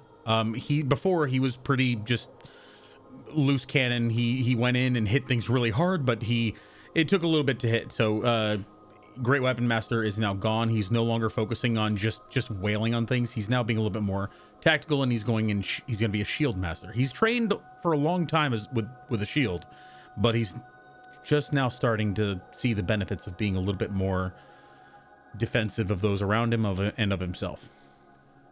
So, got my shield master, and I also get Does one that extra increase your stuff. AC? Oh God, Meta? you don't want to know. It does. Well, so it increases my AC just by having the shield active, which means I'm at 20 now. Too. Yeah. And Shield Master, which I don't think I've actually put in here. I need to put it in here. Gives me the bonus action to shove or push down enemy person. I can apply my shield to my dexterity saving throw for a spell, and I can choose to react to take no damage from a spell. So that's really awesome.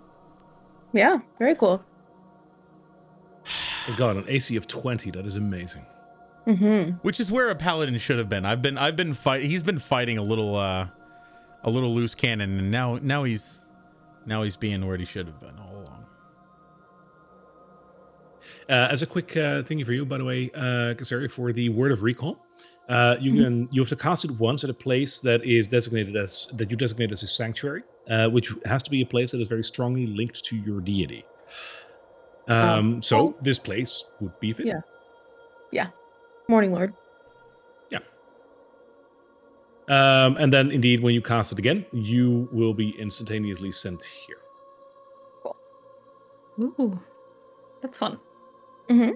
You and whatever creature you choose within I believe 5-foot radius of you. So you basically need to hold hands. But Wait, so do you have to cast it twice, or you said I misheard the last part?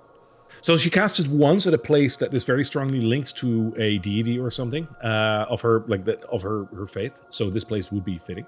That basically sets this as your recall point, and then for the next time, whenever you cast that spell again, you'll be sent here. Oh, cool. So just So I have to in the cast future. it here now. Yes. So you will have to use Okay. up the slot. Next time you cast it, you'll be sent Okay. here. Yeah, cool. Cool. And that stays forever until you reset it somewhere else. Yeah, cool. So we always have a fast travel point. Nice. Basically. Really Yeah, cool. if I prepare it. Right. So if you don't prepare it and you re-prepare it again, I based on the wording, I assume The sanctuary is that gone. it's gone at that point. Oh, after I unprepare it as my Yes. 6th level spell? Yes. Oh. Tricky. Okay, well, yeah. It's a really cool feature to have, though. Yeah. In a bind. Good. It's instant, so. And it's up to 5 creatures.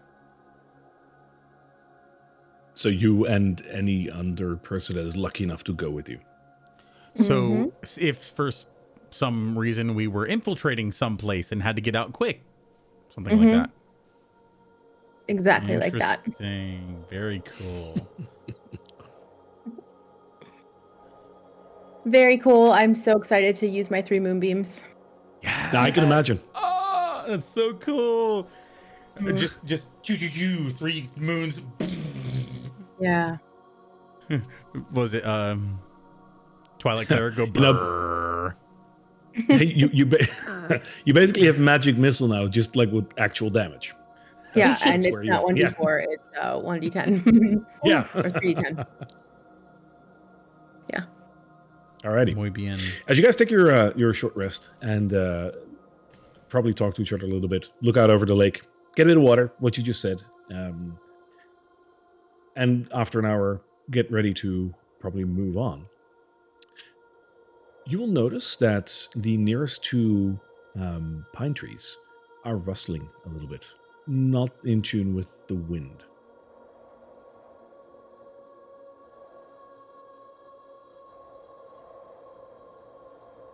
Carla is going to minor illusion a spooky, ghostly howl over by the pine trees to see if it will scare anything out of them. You will hear a loud scream of a female voice. Oh, is someone okay? Are you okay in there? You're a bit of a resistor. God damn it. And you see someone dropping down from the tree. You don't have to scare me like that. Ah. You Hello, don't have to Esmeralda. sneak around like that. I was just wondering what you guys were doing. What happened here? Oh, well, I'm going to, because I still have the psychic link up, I'm going to say to Casariel, I don't know if that's really Esmeralda. Can you, and John, can you Already maybe on it? I'll figure cast out? Detect Evil and Good. Okay. There is a radiance of good coming from her. Good to go. The same one that I'm used to from her? Yes. Okay. Oh, well, I'm, back from the Amber Temple on the one piece. I mean, there was times where I had an extra piece, but now I'm fine. But You're going to have to run that by me again. The what now? Okay, and she'll go through the Amber Temple, remember? Sure. We went there, yes. And she'll go through the whole, hullabaloo that we went through, the third eye, Ludmilla, and that fucking weird wizard thing. I don't even think it was a wizard. I've trained with wizards. Wizards are way more studious than that. And all that business. She does that, leaning on one hip and just listening to the whole story. And once you're done, she's like, okay, I see. Mm-hmm. Yes, so... Oh, okay, so we're making fun of me now, all right. Hey, I'm just glad to see you guys are okay. It's good to see you too. Well, we have progress in our endeavors, and I think we need to make a significant amount more. We're actually heading towards Argynvost Hold now. Unless there's Right. anything that you're here to report that we need to do. Not necessarily, but I do come bearing some good news. Oh, excellent. I have been talking with the various Vistani clans. Being a Vistana myself, I figured I'd have a chat with them and see, let's just say, how they think about you guys. I wanted to know what we're working with. And I corrected a couple of misunderstandings here and there.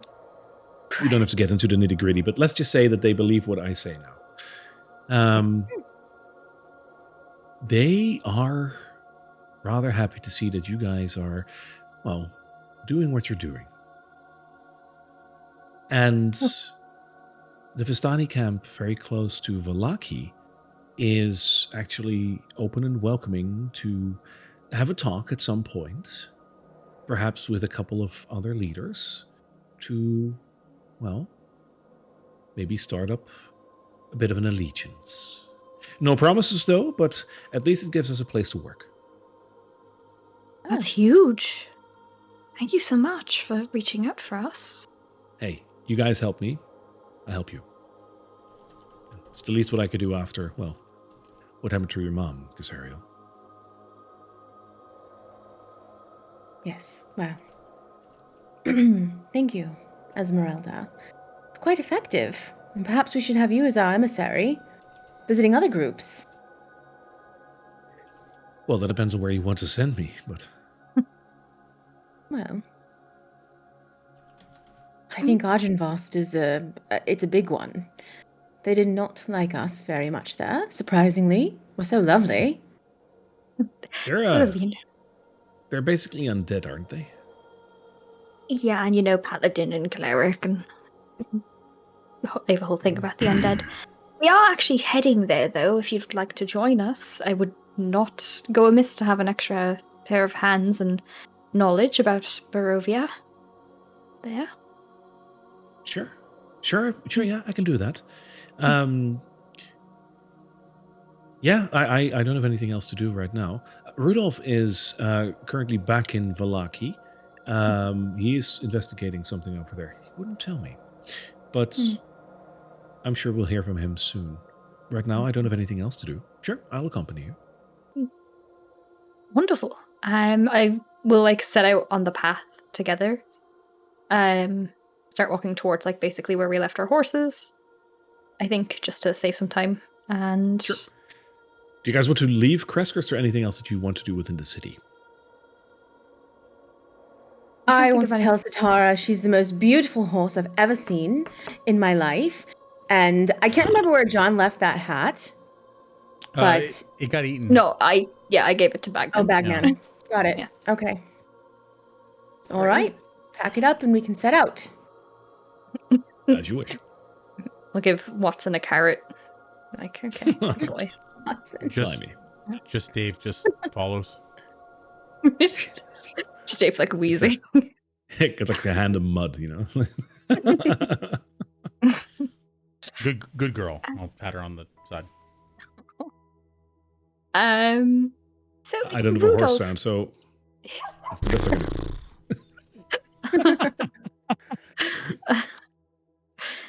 do. Rudolph's a vampire hunter, right? Yes.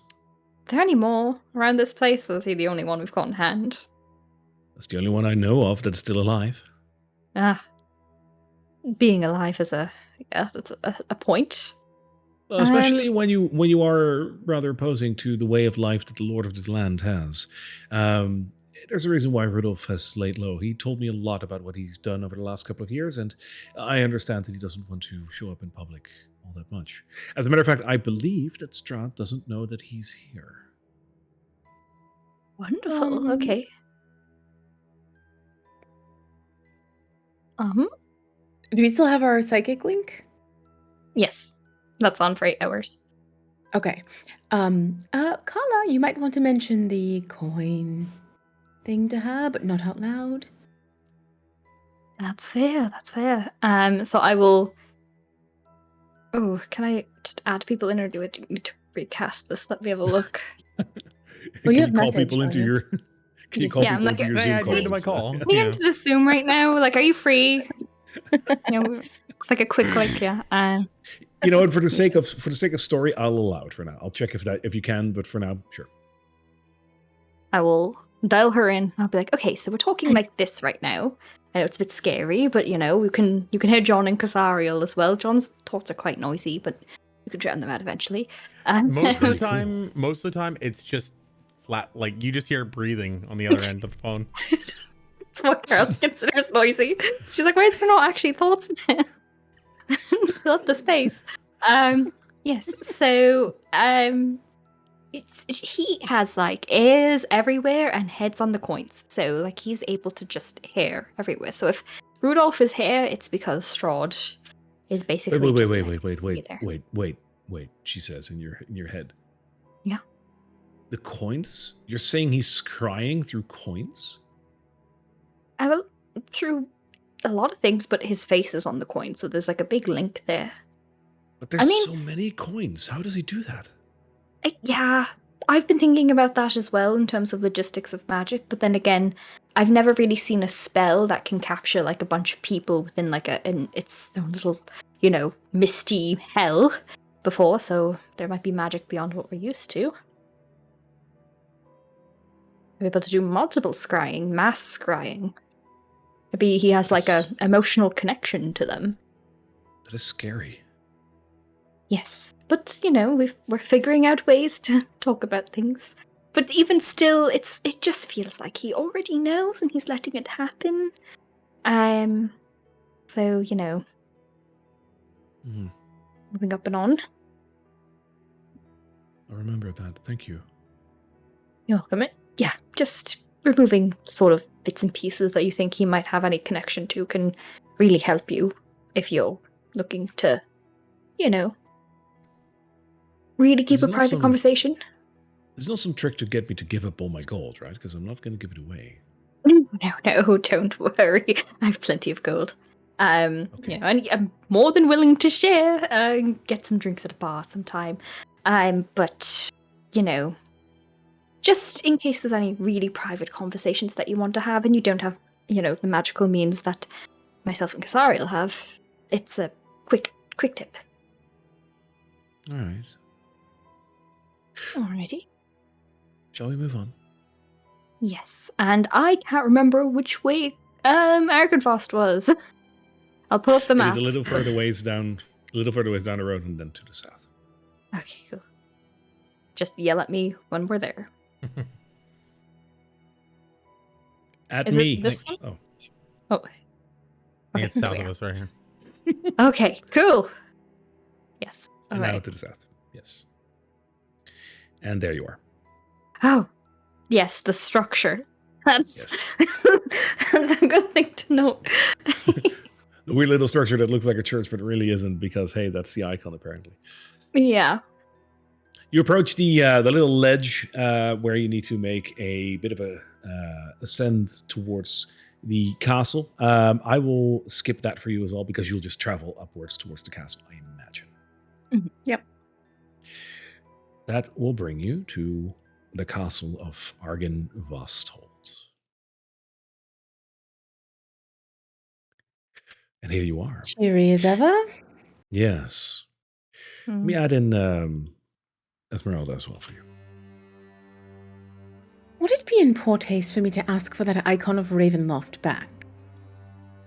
I think if we do it at the end of everything that we've done here, it might actually be like a reward for being, so competent. It could be like, oh, if you really want to reward us, that icon. Maybe we can say that. Maybe we can say we can use it to help them on their quest of getting the dragon head. Well, yes, of course, and I would be happy to give it back at the end. Yeah, you can make negotiations. They don't seem, they seem unreasonable, but yes, we're hoping to decrease that at the moment. Yes, and we have beautiful sunsword, and John's looking all paladinly and cool, and hopefully that will inspire them. What is the plan tentatively here? So the last time we were here, when we talked to James and also to the other undead on the upper floor that was near the big boss undead. I'm very bad with names about these people. It's been so long. He said if we rally the troops, sort of the people that are within Arkenvost Hold, to sort of come together as a united force to say to, this king, like, hey, not king, but like general, like, hey, we believe in these adventurers, maybe stop being such a dick.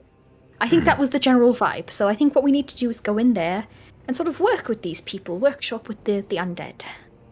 You know? I think it If was you guys are okay with that. Gwillem's brother Gwillem, yes. was the one who was upstairs. Yes. That is a really good point. I'm fascinated by Gwillem. We really need to do more research into her. We saw her die, and now she's back, and now she's still serving Strahd, and also she'd commanded armies. Is there any way we could get her on our side? Because she sounds quite, So go they boss. didn't want to work with us before, but we think they do now because of the sword, or because of the gems, or Because of the sword, but also it was the king, the general, that didn't want to work with us. We didn't really talk to anyone else. I think if we get like everyone within that castle sort of on our side, we Right. might stand a chance against him, to get him to command them, because I don't know, the rules of the undead are unclear and weird, but they will follow we do his have that lead. map now. That's something we We have now that we do. did not have before. So we have a Right. game plan for getting back Argonbost's skull. Easy peasy. We're a little bit more prepared. Yeah, just logic and reasoning. We're so good at that. And if that fails, threatening and murder might work. That seems to be, another specialty of ours.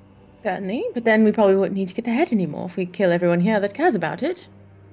That's true. That's true. What does this And place now look like Casario's now? ahead of the game. We'll play it by ear. What was that, John? What does this place look like now that we're walking in? Any changes? No, it's still pretty decrepit. Like, this is a castle that is like part mansion, part castle. And on the outside, save for the fact that it's crumbling and old and neglected, there's a certain grandeur about it. As is on the inside, like the halls over here are grand and built out of the finest materials. They're just crumbling to dust, filled with mist and cobwebs and terribleness. So if only this place would have been kept well, this would have been a grand place. By the way, while we're here, do you want to stop and talk to your father, or do you want to stop and talk to James? I'd like to see if anything changed with him. Alright. Well, let's go where he last was. Sariel, are you okay with talking to your father again? What? Of course. Well, it's no big deal. Obviously. Yeah, I could or I couldn't. The news is not great. I have for him. So. I know. So Esmeralda follows you into this open part of the castle. This is that collapsed part where the towers have been reduced to rubble, and where a fight took place earlier on that you helped defeat these weird revenants covered in spider silk. The place is still very covered in cobwebs, and as you enter, Esmeralda takes one step through the door and then veers back and says, "Oh God, no!" and just turns around the corner. Not a fan of spiders. Preach. I'm okay with spiders, but not the ones that make webs that are this big. That's very fair. Well, there's none you- in this room so far. Are you sure? We killed them? Okay. I trust The you. last- And she last very time we were here. she walks to Casario. Casario, she tries to take your hand. Do you allow that? Oh, I hate every second of it, but yes, I will allow it. All right, so she basically crushes your hand in hers. And she is deathly scared and follows you. Oh, good. No, I- I've got this. Come follow me. It's I don't think perfect- there's perfectly fine. any more danger in here right now. So if you want to stay, if you two want to guard the Great Hall, keep an eye out for any of the people there if you want to. Yeah. Yeah, we can do that, Casario, can't we? I'm going to stay in here and make sure nothing happens. These two need Okay. me, Yeah. Okay. All She'll be right. fine. She'll be fine. It wasn't even really spiders last time. It was like human spider-like entities. Human spiders. Oh, that's great. That's so much better. Well, sounds worse than it was, really. Less legs, I think. That's definitely true. Less legs, yes. That's so creepy. Hello, James. James, almost as if he was just staring into nothingness, slowly turns his gaze back to you and says, "Hello, brother." Have you done anything more when we were gone? Have you left this room? I have stood guard, but we were not assailed. The castle remains safe.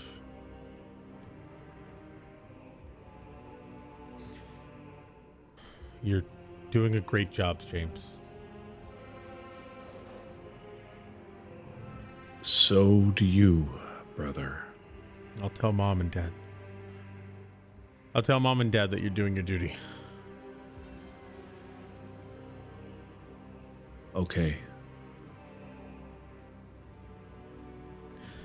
Carla, there's nothing for us here. Show him the sword. See if that helps to bolster him. I'll pull out the sword and hold it up and ignite it and... God damn it. I was so waiting for that.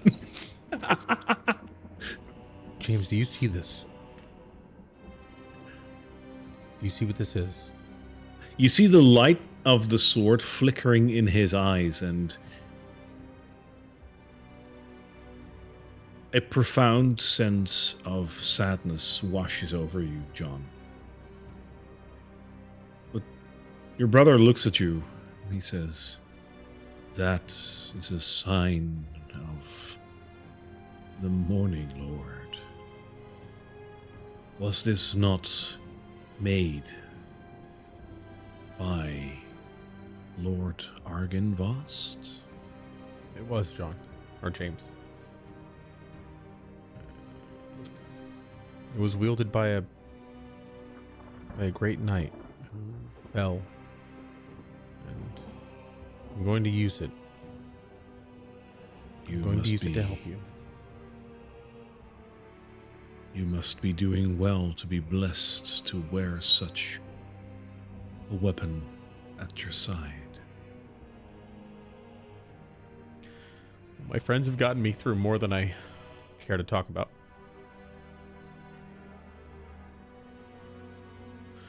I am proud of you. The sense of sadness turns to, let's say, pride. Positive pride.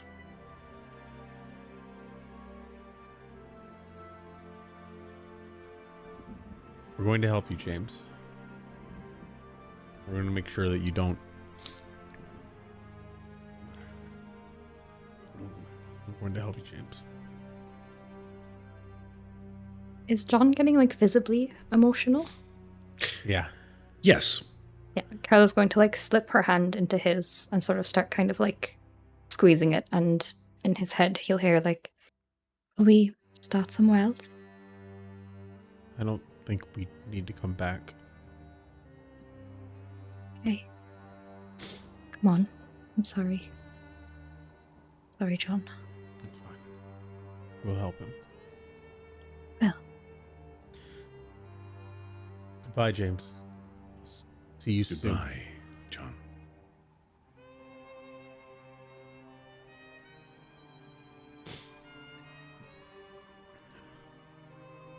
Sariel will put her hand on John's pauldron. Not say anything, just give it a squeeze and keep moving. Sorry, guys. What was the... Beautiful. Yeah. You okay? Yeah, I'm fine. It wasn't the same experience, but I remember seeing my stepdad lost his grandma to essentially I forget what it is that makes you forget everything. Alzheimer's. And that sort of felt like that. Sorry. No. That was powerful. That was good. I guess we should go find someone else. All right, none of that. None of that. There's time for that when you sleep. Or when you die. Or never. What's next? we ever get back to Neverwinter, I'm going to hook you guys up with a wonderful psychologist I know. What for? I think therapy would benefit you so much. She'll say she like casually opens the door and walks in to this room. Okay.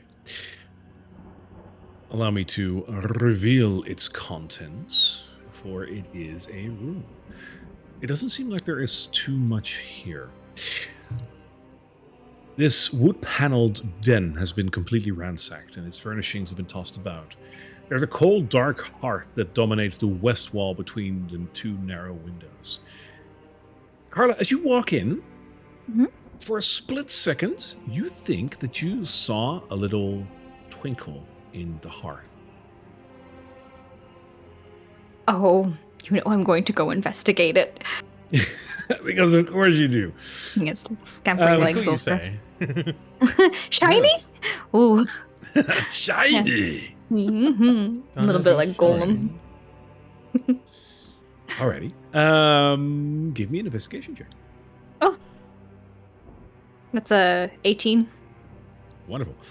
As you bend down to have a look at what might possibly be there, and you reach out your hand, suddenly a fire erupts in the hearth, and the fire itself takes the form of a dragon. And the dragon itself looks at you as you reach for it, and it speaks to you. My knights have fallen into darkness. Save them if you can. Show them the light they have lost. Argenvost. Is that you? The dragon nods twice at you, and then dissipates again between the soot and darkness of the hearth. Did he react to the fact that I was holding the sword? He did not. Okay. Interesting. Good question. Well, yeah, the man. Dragon asks you to do something. I don't think it's in anyone's best interest to not follow it. When I'm actually looking in the heart, the thing that was shiny, is that actually anything? Or is It just was like it was a glimmer? Yeah, it was a glimmer. And as you look at it, it is a burning ember that once you find it in between the soot, it dies out. I'm going to move over to this door then, if nothing catches my eye in the room. Nope.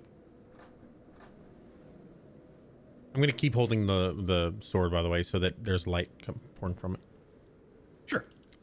Let me give you a light effect, by the way, in a second. Yeah, no rush. This tower seems to be a parlor, and a very chill wind blows through the broken window. It looks like a very classic parlor that has obviously been neglected for decades. The mural of birds flying over a field and a river are completely tarnished, and an image of the surrounding area in a time of peace is now faded and covered in dust. The furniture itself, obviously, is broken and rotted. Does anything catch my eye in here? Like if I look Give up. me an investigation check. My passive investigation is 20, if that does help any amount. Oh, that definitely helps. In that case, you definitely Yeah. find something over here. Yeah, you find, once again, see a twinkle underneath a pile of wood that apparently was once a table. Oh, boy. Yes. Follow the twinkle. Cool. Do you lift up the beam to see what it is? Absolutely. I'll use my mage hand to lift up the beam. Sure. You find a weapon.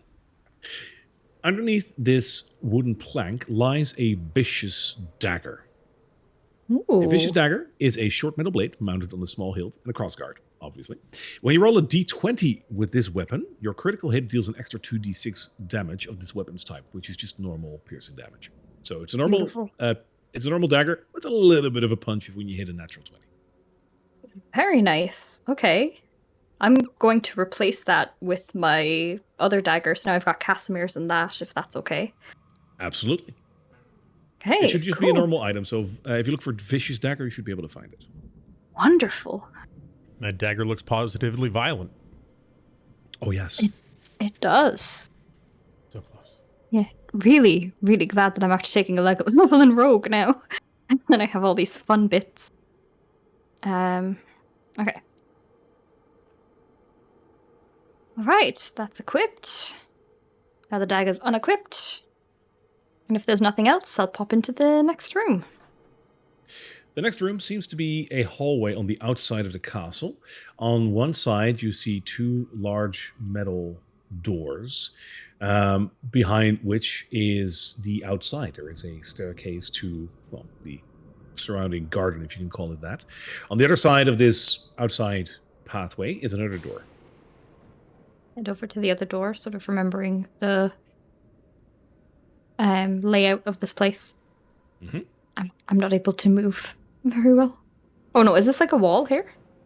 There should be. Yeah. I seem to be obstructed. Oh, I can move. Oh, there we are. There we go. Good. I think Foundry just doesn't like me today. Now, this particular place I had to wall myself, and I am not as precise as Diamandi or Pyram King, so every once in a while you might get snagged. I'm Foundry. I'm Foundry. Yes, it's obviously Foundry's fault, not mine. Yes. The next room is, again, a complete wreck with broken furniture, beds, chairs, and cupboards. It seems that this might have been quarters of, well, not of knights, so perhaps of servants of some kind. There's some smashed plates and cups, and the room itself is obviously covered in dust and cobwebs. The only remaining piece of furniture that is still standing, more or less, is an old table in the center of the room. With your passive investigation, you will quickly notice that there is nothing of value here. Okay. All right, then we'll keep it moving. Is this like an area I can go out into, or is that just another wall? That is another door. Doesn't it show doors over there? Oh, it does not. So It might be overcome by the shadow. No, as a matter of fact, I didn't put doors down there. Once again, we believe that so there are you can doors walk there. through. Yes. Oh, excellent. You open the doors. An arch. Ooh, this place looks fun. It is a kitchen. Yes, or it used to be a kitchen. Obviously, these are the remnants of. This kitchen has been plundered and its tables have been completely overturned. The floor is completely littered with rusted utensils and smashed crockery. There's some narrow windows, which are obviously broken, that are flanking a hearth that looks out over the cemetery. There's an open iron pot that is hanging from a hook inside the blackened fireplace. It rattles on its hook and bobs up and down as though something is inside of it. I'm gonna go over and have a look of it. Of course you do. Get out my And as you shield. do, a swarm of bats erupts from the cauldron. I'm going to give you one free action. If that doesn't immediately wipe them out, you're going to have to roll for initiative. Oh, for bats? Yeah. Okay, with my okay, I got this. No stress, guys. Oh, all of my stuff does so much damage to everyone and me. Okay. Are you okay to take a little bit of a beating right now, John? I'm fine. In fact, I've got my shield up, and I was ready for something. Okay, then I will immediately when I see them, I sort of let out sort of like a piercing, like terrified scream. But it's clearly like a mockery of it. Like I'm used to being in scary places like this. This isn't terrifying, and I'm going to thunder wave at first level. With the that description, I love it. Sure. Yeah. So, Constitution 16 from all those bats, please. Constitution 16. They are not very constituous. I'm not sure what the word for that is. But I rolled a 9, so that's a Constitutional? Okay, great. Is that it? I don't know. Constitutional? Yeah. Constitutional sounds right. Yeah. But it also sounds political. Okay. Right. 6, 3. We're a constitutional swarm of bats. Yeah. Okay, that's going to be 9, and fuck it, I'm going to throw in my thing. So that's going to be a 13 damage to all of them. And they're gone. pushed 10 feet back into the kind of thing. As they sort of swarm out at me, I like let out this scream that kind of is like making fun of when people are like scared in haunted houses, and it blows them right back into the wall, and they... Yeah, the heart itself was already blackened by soot and whatnot and is now covered in basically bat leather. It gives an air of...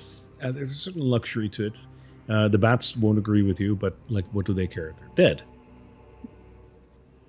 Pluck one out, and I'll open the visceral. bag of holding. And I'll be like, This is technically leather to the bagman.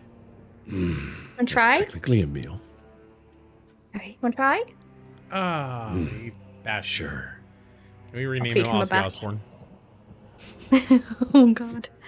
I feel like doing a rock concert now. I'm sure. I'll get my bagpipes, you get your regular pipes. Bring the action. Okay. Is there anything else of note over here? Not really, no. Okay. A little jump scare. Alright. Out this door.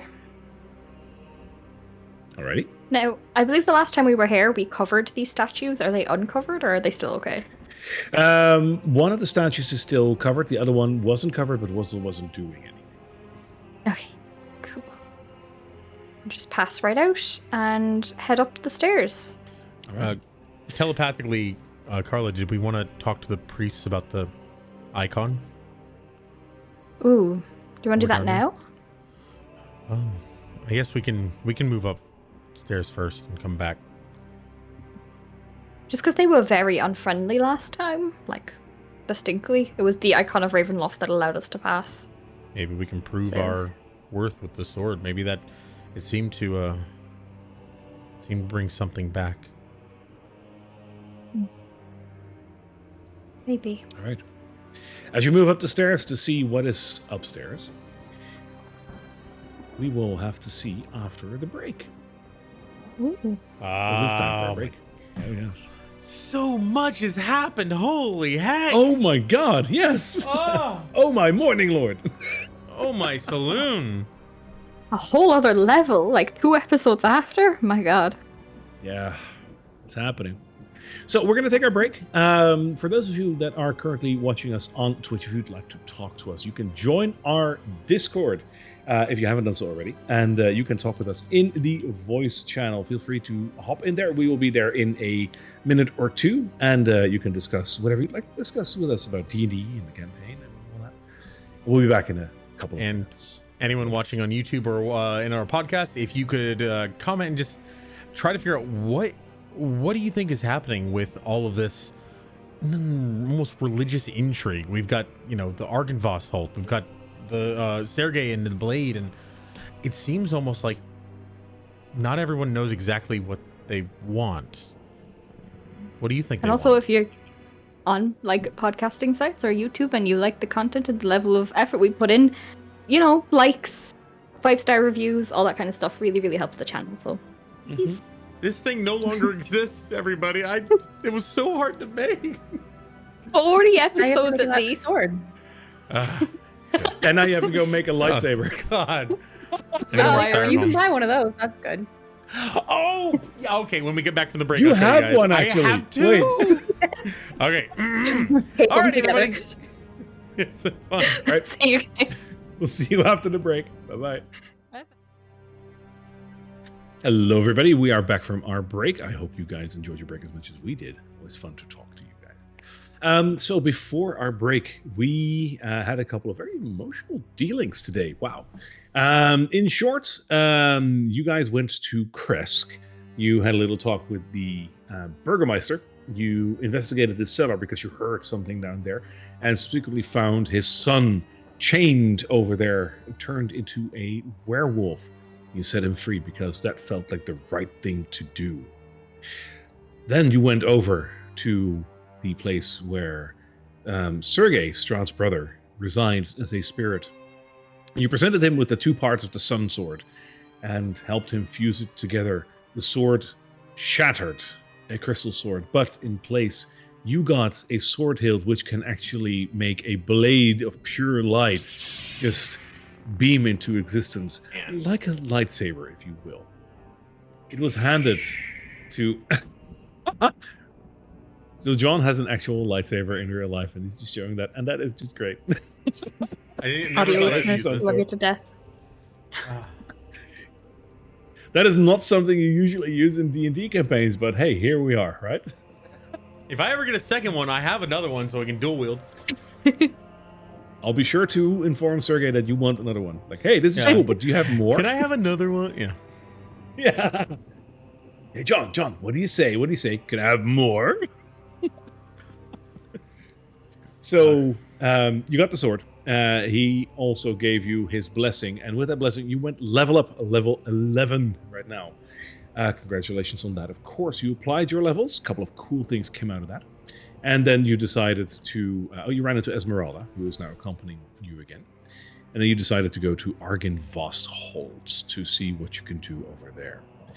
You just covered the ground floor, and you went upstairs.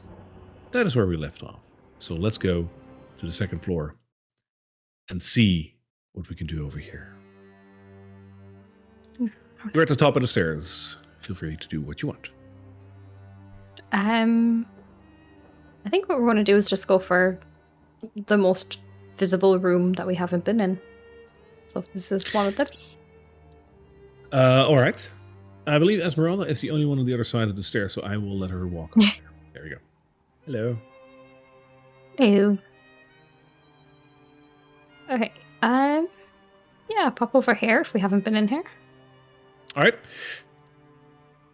As you turn the corner over there, you see the remnants of a ruined bedchamber. And in the corner of this room, you will see a creature that you also have seen downstairs. It is currently looking out and down towards the floor below. The end of this bedchamber does not have a wall. It is a completely open space. And this creature seems like it is currently resting, ready to make a move to go downstairs. It hasn't noticed you.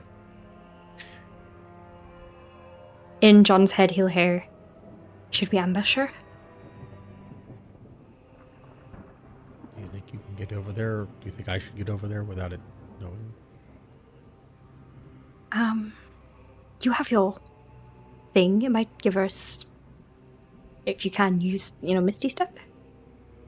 Like quick thing that you could... Or Yeah. we can leave it up to dice. No, he dice. I could roll. Or I could take chance for this, but no. I like your idea. Exciting. And I'm going Can I come to in? say to Casariel as well. We've seen something in the corner, and I think I can get close to it without. Does it look very similar? Like it looks exactly like what we fought earlier. It looks like a revenant covered in cobwebs from the backside, and that looks very similar to what you've seen downstairs. Yes. Are we sure it's not just the one who just wandered into? It's probably evil. Yeah. Oh no, they're all undead anyway. It's not going to help. All right. I mean, I'm sorry, what's can I come in? happening? All right. Sorry, I'm gonna pounce on this one over here, and I think I should be able to do some damage to it. Do you think it's a good idea? Maybe talk to it first. Make sure it's not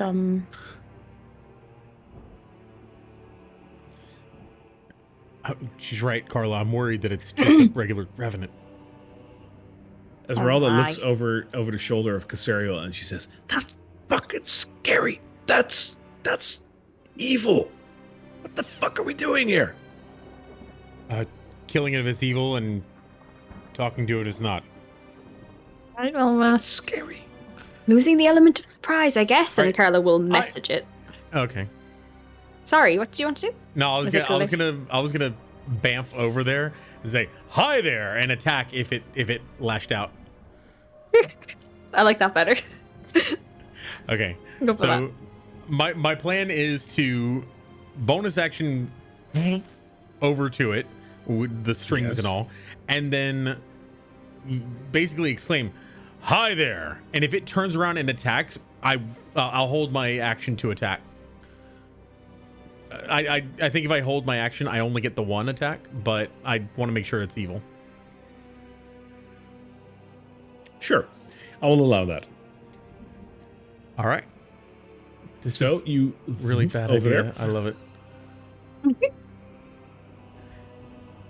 As you appear over here, you hear the floorboards creak under your weight. This room is ready to collapse, as did so much of the rest of this room already. And I need you to make me a saving throw of the dexterous kind. Alrighty. I'll go ahead and make that, and it's not. Yeah, it has nothing to do with attack, so I can't add my shield to it. No. Oh, okay. That's a 18. All right, that is higher than what I had. The boards are creaking, but they are supporting your weight. Thank you, now. Aura of Protection. That would have been a 13. Oh. So the light around me almost like steadies me as I appear there. I almost forgot. I need to give you some light. Oh, cool. Yeah. So this wasn't the sword specifically, but the sword is actually creating the light. But yeah, I just have this faint glow around me now that I can turn off if I need to be stealthy.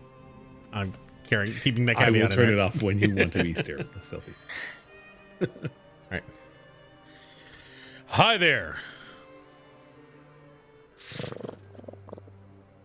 Okay, not friendly.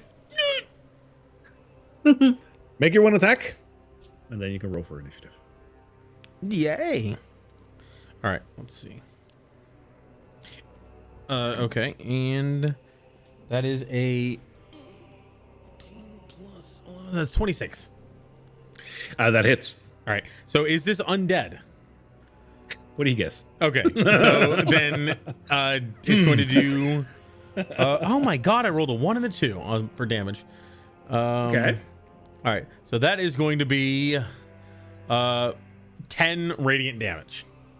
All right, times 2 because it is an undead. Noted. All right.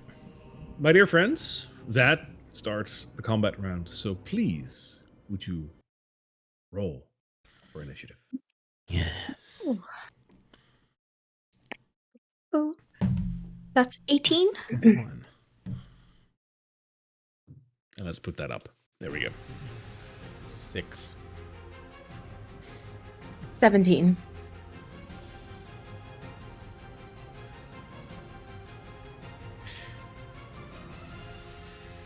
$18, 17, and 6. 18 was for John, right?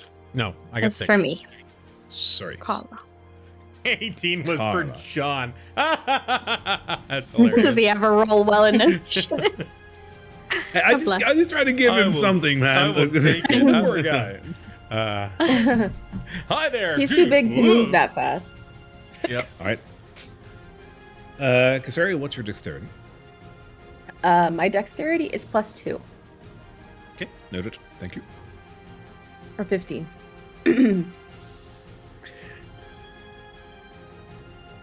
Yep. And John, what's your dexterity? Not saving throw, just number is 10. Okay, noted. Thank you. Super dexterous. Then Carla, you can start. Alrighty, I am going to take out my crossbow and take a pot shot at this guy. So that is a 23 to hit. That hits. Okay, and because it's engaged with something else, I get to use sneak attack, right? Yes, you do. Oh, exciting. Hype, hype, hype. That is your Hype, sneak hype, attack. hype. Let's go. Indeed, indeed, indeed. And it's okay, so that's that plus this. That's great. Plus that's a 13 piercing damage to this as I send it out. Is it And a then- magical crossbow? No, unfortunately. Okay. It seems to do less damage than you would have hoped, but it's still 13 damage. Still doing damage, Or and then is I'm it? going to roll my tail, and I'm going to basically just be like, please give me a good one.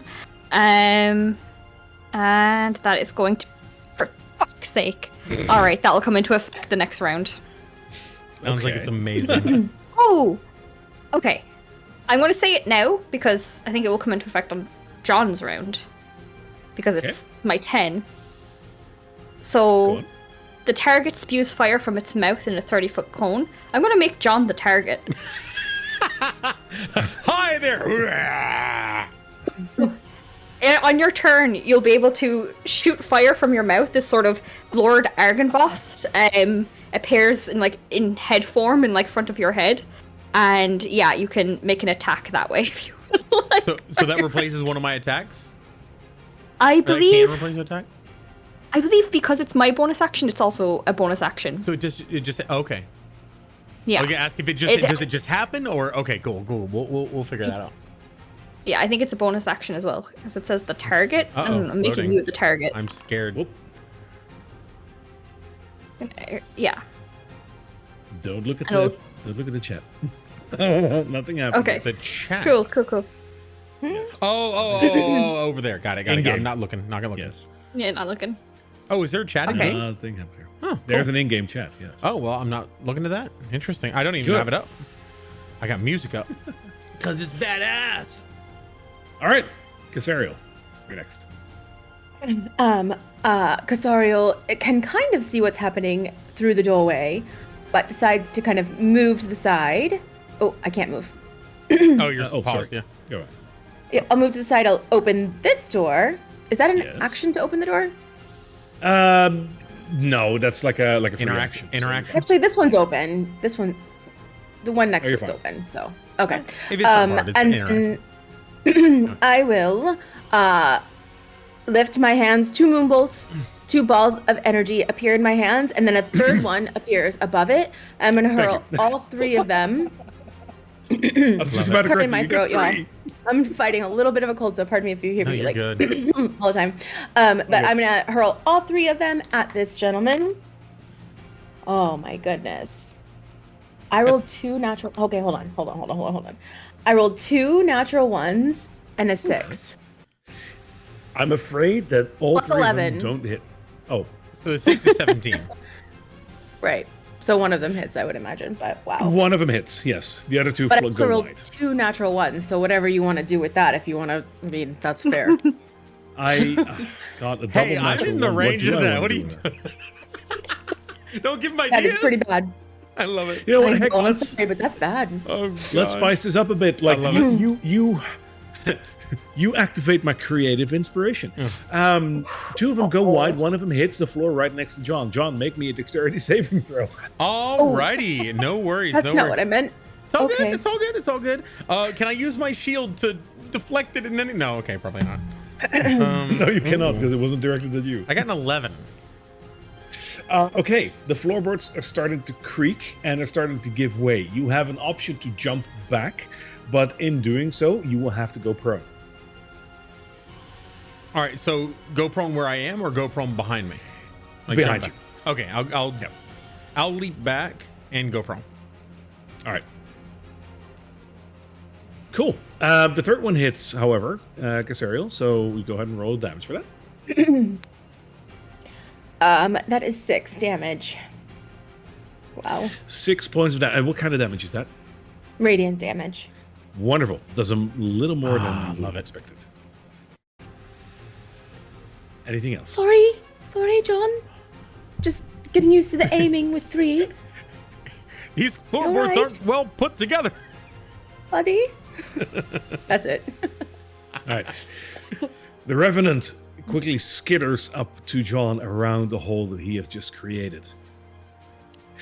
And on the side, it'll try to attack you with its claws. With advantage. Once. With advantage. If it get. Oh, with advantage because you are prone indeed. No worries. So that is a 7 and a little better. That is a 23. That'll do it. That'll do it. That is. Hang on. I need to actually roll for this. Bring it on. 9. That is 15 points of slashing damage. Okay. Cool. And it'll immediately also try to bite you. Bring it on. So with advantage. For a natural 1 and a natural 3. So that's still not going to hit. Oof. So you're cool. Other than the bit of damage that you just got.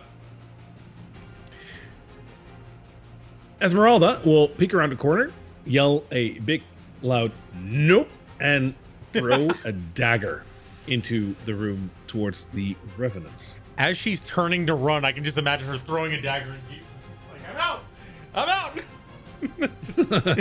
This isn't for me. And it really isn't, because she will throw with a... What's the bonus on that she has? Oh god, that is a 6. So, no. It lands in the floor next to me. Thud. Are you sure about that? No.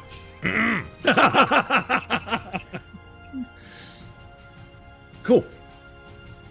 You hear the sounds of crumbling stone from a bit of wall on the side of this room.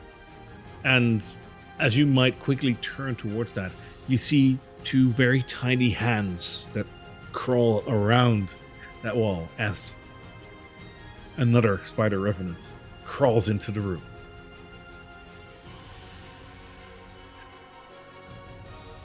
John. First up, I believe that fire thing happens. So the fire thing, how does it take place? I think what's going to actually happen is that no matter what, it happens on my bonus action, not someone else's. So the target is whoever. So target, spews fire from the mouth in a 30-foot cone. Each creature in that area takes a dexterity. That's kind of that one. But in terms of like my actual bonus action, it would be as if giving you sort of like inspiration, I think. But I'm not sure. So your bonus action is taken up by making this, and then I can use another bonus action after that when like in my turn to like make it happen. So I think it actually just happens on my bonus action. Oh, so it happens on your turn. So okay, yeah. Cool. I think that keeps the consistency, but I think flavor wise, I put it on you. Right. Yeah, that is so. Yeah. I'm imagining like flickers of like a dragon skull are forming around him as this is happening. Oh, that's cool. Yeah. So I'm going to use half my movement to stand up, and I'm going to slash thud on this guy. I'm going to try to use my... First I'm going to attack him. Let's attack him first. All right. So please stop rolling sixes. Just please. 7. Oh, okay. No, that's awesome. Let's see. Yeah, that's going to be a 27 and a 23 for, That yeah. definitely hits twice. All right. I probably should stop rolling both of them simultaneously, but whatever.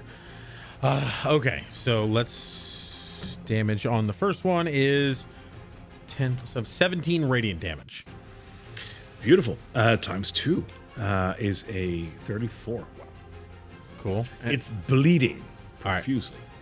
And one more. That's going to be 19 radiant damage. 5 plus 7 plus 7. You obliterated. Wow. I might not have given you the Sun Sword after all. Holy shit. Goddamn. Okay, so yeah, You just chop into it again, and it just disintegrates, leaving as I'm like a standing cobweb up, falling on the floor. yeah, as I'm standing up, I cross from its left ankle to its right shoulder, and then back down the other way, and it just disintegrates as it's falling. Yeah. Oh, beautiful. Gone. Well, I was going to use my bonus action to shove it into the range of the other thing, but I'll just... I'm going to do a cursory glance around me on just like a quick glance. Are there any holes between me and Carla? No. Okay. So I'm going to start making my way back towards Carla and keeping my back to my team and aiming at the other one. Wonderful. Dump it around. Carla. Yeah. The dragon head fully forms, and this creature will have to make me a dexterity saving throw 16. Alrighty. That is a... What's his dex? Whew, plus 7. Okay, that is a 24. Saves, but instead it's going to take then... So 25 divided by 2 is going to be 12, I believe. 12? Or is it 13? Do we go up? You can always go up. Yeah, okay. So then 13 points of fire damage will engulf this as sort of the dragon lets out like a big there. And then for my main action, I am going to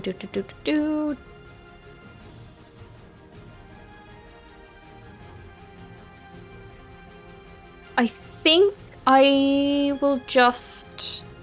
How hurt is John? Sorry. Oh, I'm fine. Like I got stabbed, but I still look pretty unfazed. Just lightly stabbed. That's fine. Only I'm gonna lightly. I'm gonna crossbow again. I won't get sneak attack this time, but that's fine. Alrighty. That is going to be 18 plus 7. Why can't I think?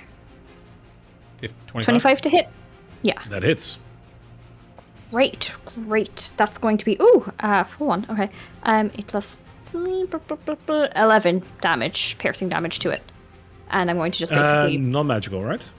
not magical. Yeah. All right. Nothing I can It do does about a it. little less than you might have expected. It's okay. It's still doing damage. All right. I'm just gonna get back here, John, and start moving towards like the door a bit more. Okay. Casario. I will step in again. Let's try this again. 3 balls of energy in my hands. I'm going to release all 3 of them at it. I rolled a 13 on the first one. Misses. 18 on the second. That hits. All right. And a 22 on the third. Hits as well. 2 times. Nice. Okay. So that's 12 points of damage total. Radiant damage. Times 2 because it's radiant. Wonderful. Ow! Are we leaving? Is that what we're doing? I step back outside the door. Keep my eye on John. All right. Esmeralda looks around the corner and she's like, I really don't like that thing. And she thinks for a second and she pats herself down like, oh God, I don't have any daggers left. And she looks around the corner and she shoots a firebolt at this creature. Ooh, Yes, first time you see her using magic. I like it. Impressive. For a 15, which hits. For 6 points of fire damage.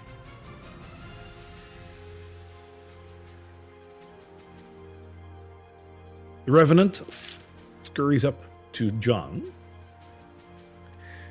And will do the same thing as the other Revenant did, just without advantage. It'll try to claw at you, with an emphasis on try. Because that was a 16 to hit. That doesn't hit. Nope, right? No, you got 20. And it'll try to bite you. No. For a 7. The aura of light around him is almost blinding at this range. Almost. Well, yeah, it's not blind, but I'm using that to as like that's his shield, basically. Fair. So, yeah. John, it's your turn. So I'm gonna slashity slash. All right, and that is going to be a 11. That's a 26 to hit. Do you even have to ask? All right, and that's double 2s. Okay, that's 4 plus 7, 11 radiant damage. Nice. Times 2. Yep. And He is bleeding. And I'm gonna go ahead and whack him one more time. Another. I rolled 2 15s in a row. Holy hell. Okay. 26. Nice. And that hits. And this time, the light around me coalesces into a flare in the hilt, and I'm gonna go ahead and divine smite. Sure. Why not? Right. So that is going to be the initial damage. Oh God, I probably didn't need to. 20 damage initially, plus an additional. Holy crap. 6, 14. So 34 radiant damage. Oh God. Okay, what happens? So one slash, like, lops off one of its legs, and then the other, he just drives it straight into its head, and the blade flares almost like a solar flare and just consumes the entire body. That is beautiful. The Spider Revenants are no more. Well done, everybody. I pick up the blade that she threw, and I walk back and hand it to her. Oh, yeah. Thank you. No problem. Good shot. Yeah, I tried. Sort of light looks good on you, John. It feels good. Feel a little bit more purpose than I used to. Incredible. Carol's going to poke her head back into this room. Anything shiny? Absolutely not. This place looks completely ruined. Well, at least we know they won't attack anyone else. I'm going to move further on. Now, is this another doorway that we just can't see? Sorry, that is a hallway that you can definitely look down. The hallway itself ends, of course, in complete nothingness as that part of the castle has been collapsed. You do have a door on the side. You pop open the door. Alrighty. Okay. Another crumbled crumbled room lies beyond. It seems that this room has been completely collapsed from one side, exposing the chamber to the elements with all of the effects that you can imagine. There's furnishings here, but they lie broken, rotted, and partially covered in moss. With your passive investigation, I will allow you the fact that you will see one shiny item here. Incredible. It is a flask of alchemist fire. Oh, I love those. I have a couple of them that I still haven't used. Hashtag Almost. Molotov cocktails. They're great. They're wonderful. Alchemist fire. Yeah, I will snatch that up. Add it to my equipment. Alrighty. But if nothing else sort of sticks out, then it's just out of the room. The rest is broken and rotted. Great. I'm going to take a scraping of moss as well, Sure. in case. Is there, Keep going. looking up, does it look like it's the roof above, or is there another floor? There's another floor, and it has suffered the same effect as this room has. So, like, this entire part has collapsed. Are you invisible? Oh, Carla, you're you're behind. Okay. currently, yeah. Carla, you're currently walking into a hallway. Before you move any further, let me just quickly reveal the rest. There we go. There are a couple of rooms, it seems, over here. There is also a bit of tapestry over here, and if you would push that aside, you see a small statue there. This statue has a bit of cloth over it. Oh, okay, okay. Everyone stand back. And what I'm going to do is I'm going to put a mirror down here so that it faces towards the statue. And I'm going to just send my mage hand to take off whatever's covering it and just look at whatever its reflection is in the mirror. It looks like a normal statue, but you do see a very faint glitter. Ooh, okay. Where's an elf when you need one? Right. How are we? So it was covering its face, right? Yes. I'll look at it. Is that what you're worried about? What if it turns you to stone or something, Gazariel? Oh, that's It's just true. a I'm statue. the only one that can cure Yeah, that, you're the so one that someone can else fix should that. do Yes. Stone Okay, takes okay. 2 rounds. You should be fine. All right. That's true. Oh, wait, no, I only have lesser restoration. Never mind. I'll just take a strip of cloth. I'll put the cloth back on and actually start investigating the statue. Or was the glimmer on the face? With the cloth over it, you don't see anything interesting other than, well, a statue with a covered head. John, Great. don't be in a cone in front of it when she unveils it. I want to be near her so I can help protect her if... I understand. Wait. Greater Listen, restoration listen. is rather an expensive spell. I'd rather just do one than two. if you She don't starts mind. pushing him out of the way. Like, no, don't worry. We have sacrificial lambs. It might be a literal lamb, and I'll pull out the bag of tricks. Okay. Send a little animal out in front of it, and I'll take the cloth off the head. What kind of creature do you throw in front of it? Yes, I believe I can actually see that now myself. I can. Yes, you All can. right. Give me a roll. That's going to be a black bear. Oh. A black bear appears right in front of it. Do I already have that? I think I do. Yeah, because we squashed Vintori with it earlier. There you go. There is a. I even have a sound to go with it, indeed. There is.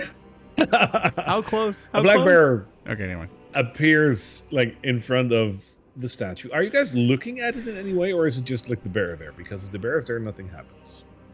I'm going to tell the bear to look at the statue. Look up into Okay. its eyes. You'll have like. The bear probably does that, but you're not there to reaffirm that he does. But he probably Barnaby? does because you're commanding him. Right, and nothing happens to him? Because I'm like watching from like the mirror that's propped up. Okay, cool. He's just standing there wagging his tail a little bit, which I imagine bears will do. Okay, Shaking his so then I'm butt? going to kind of actually look at the statue now. With Okay. it uncovered. As you peek around the corner, you notice that it is just a normal stone bust of a statue.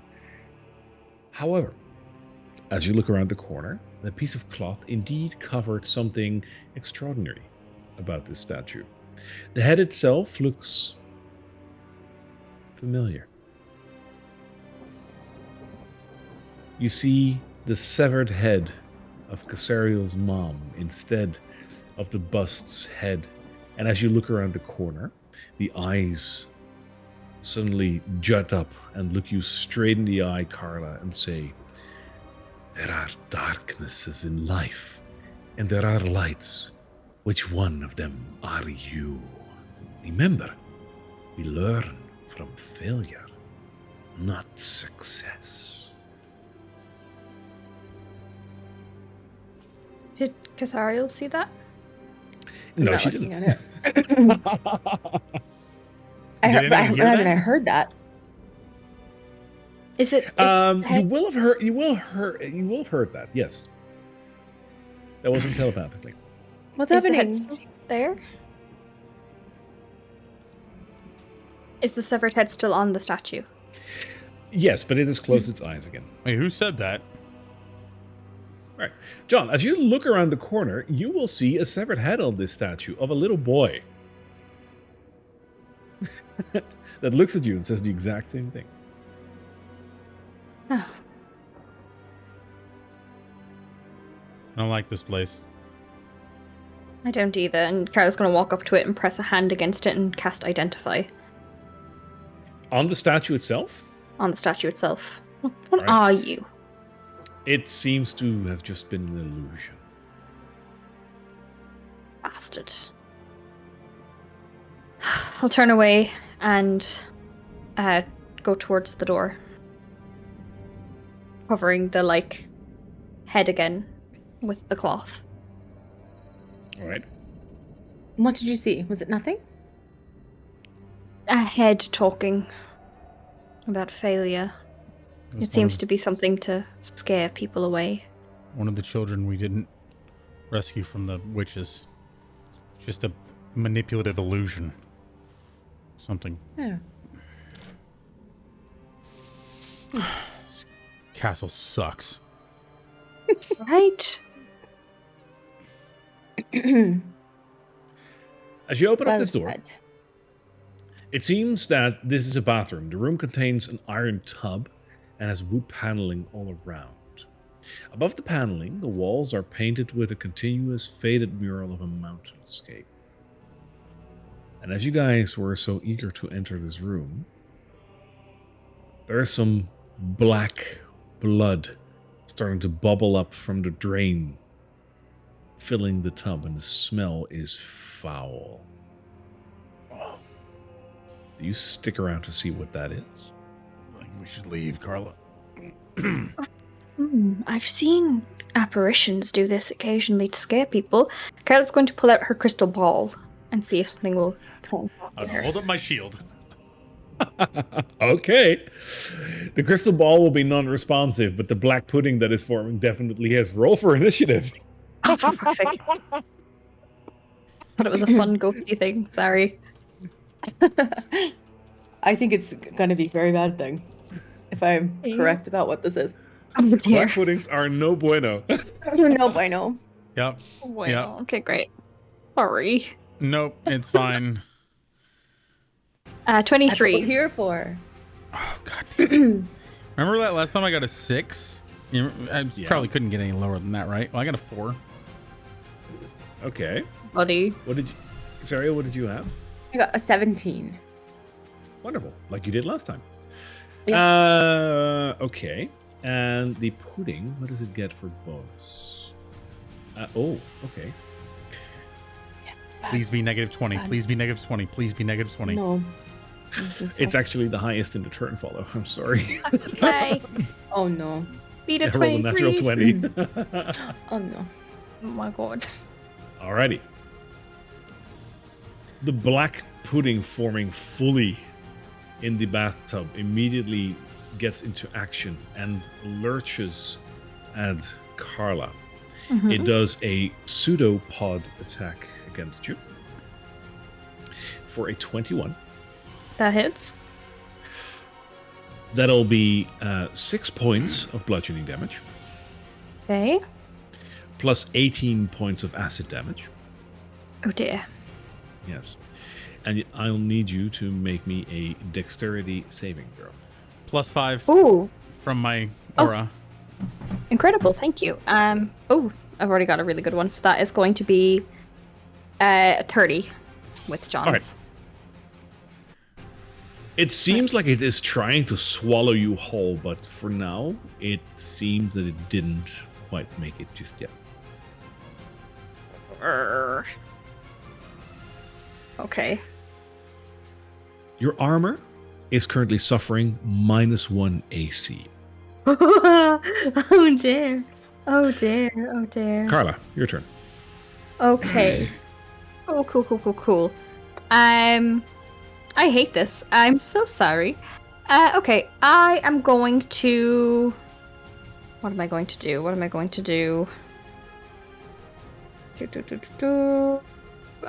going to... Can I polymorph it? No, it's an ooze. Okay, great. Good to know. That's a great idea, though. Like, I will commend you for that, but unfortunately, I can't allow it. But it's a cool idea. Yeah. This is a very oozy Yeah. rat.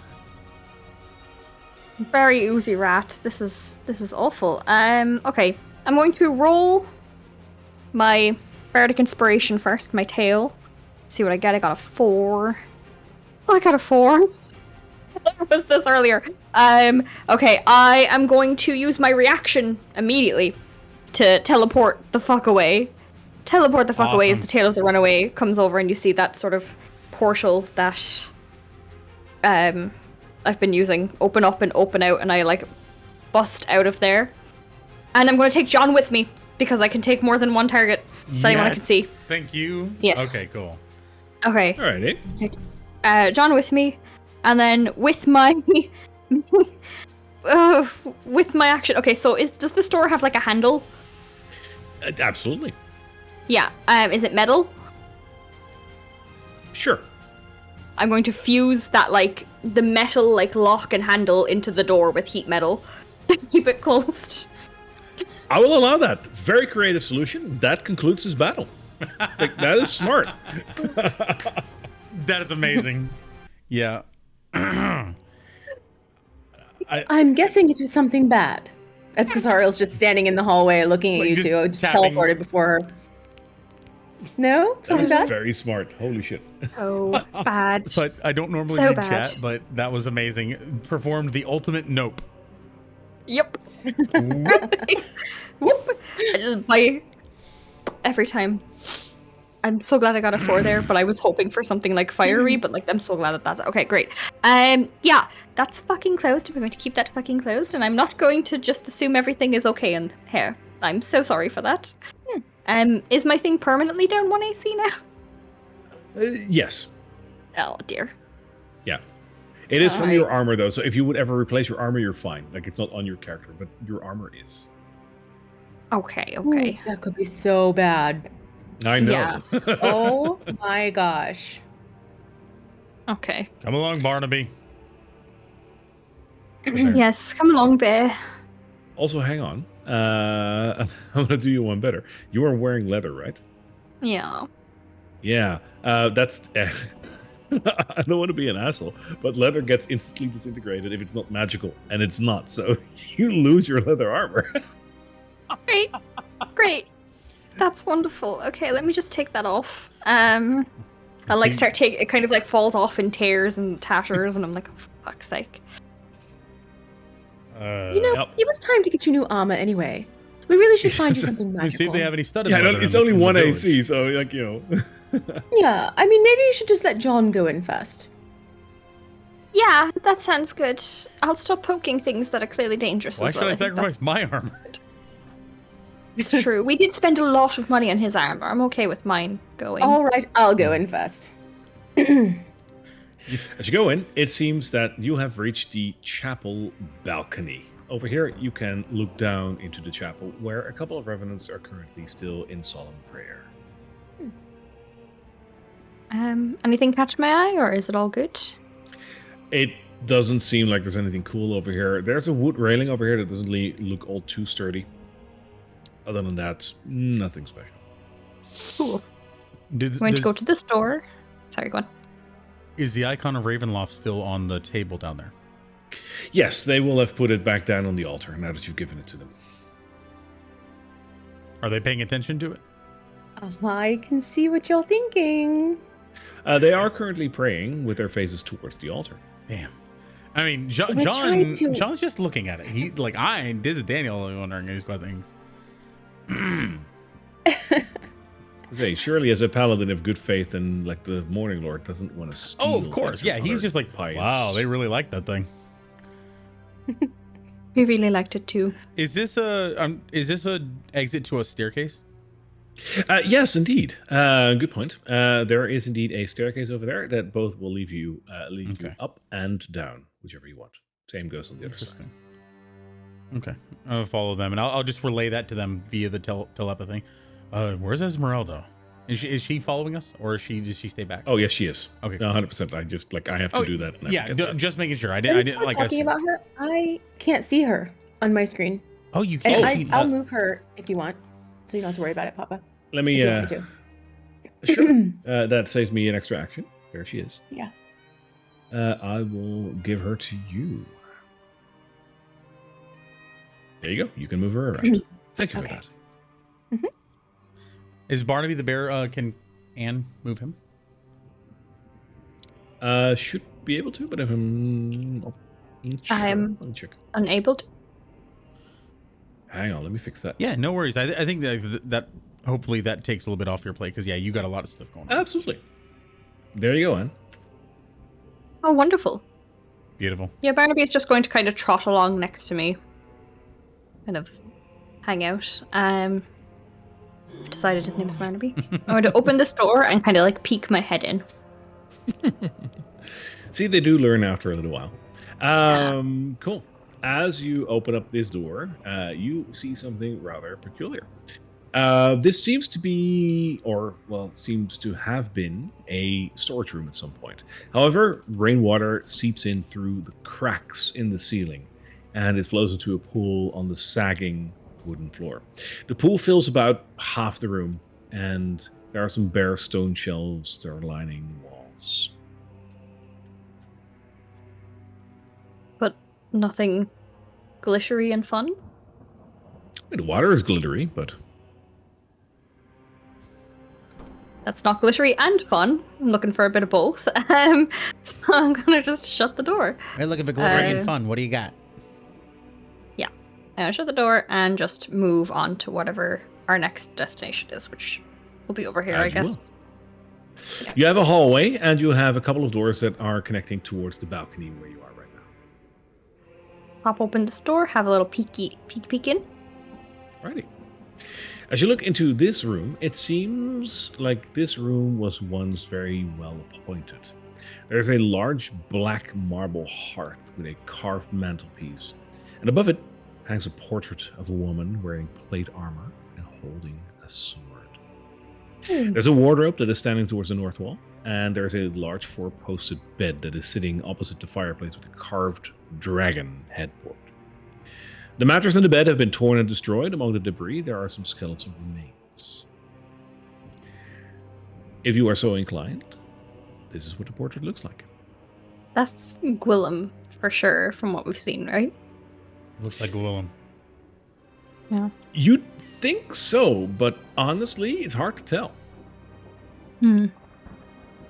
I am going to take my knife and like cut the portrait out of the like frame and like roll it up and put it in my own bag.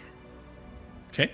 As you take the knife and you move towards the painting, you notice that in the chair that is near the hearth, a puff of light smoke starts to erupt. And before you know it, a ghostly figure of a beautiful blonde woman erupts as she slowly looks towards you. And she has something to say to you.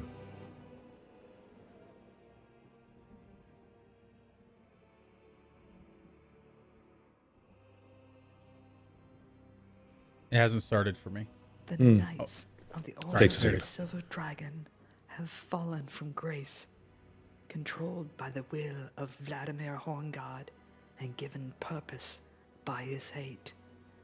Even my own spirit is anchored here through Vladimir's hate, unable to be freed. Vladimir sits in his throne room, brooding over his own hatred for Strahd. He is ruthless and powerful. I will warn you, as I have others, he is not to trifle with. The power of the magic infused within my father's bones will release Vladimir from his hate and give the knights the peace they richly deserve. For no man who fought in life should fight in death against darkness. Even if you obtain my father's skull, you will not be able to enter the mausoleum, for it is guarded by Vladimir's knights, and if anyone were to attempt to lay siege, a call to arms would bring forth all the knights to bear. Not all revel in the hatred which fuels Vladimir's rage against Strahd. These few knights and spirits would join with Sir Godfrey, who would convince Vladimir to stand down and allow for my father's skull to be placed where it belongs, in the mausoleum. These few haunt Argynvost Holt. Find them, ask for aid in the name of Argynvost. Sir Pius the Righteous, Sir Fortis the Defiler, Sir Amoric the Romantic, Sir Sonnet the Poet, and the ghost of... It ended before it finished with 7 seconds left. Oh. The ghost of... Sorry. Let me read that out for you. That's no issue. Let's see.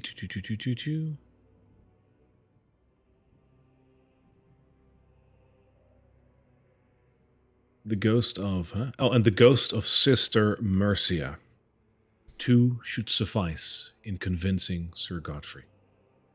Cool. Oh, we missed this on the last time we were here. Yeah. That's okay. Okay. So, thinking over that, is it that it's only to convince him to let the skull rest in the mausoleum, not to call to arms? Are you going to ask her? Yes. Sorry, I didn't realize she was still there. Sorry. If we rally the knights, will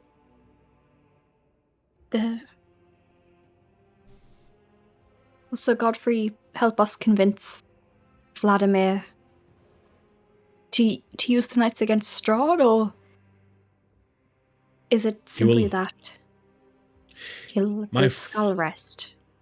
My father's skull has been stolen, and because of that, all of these knights can no longer find rest.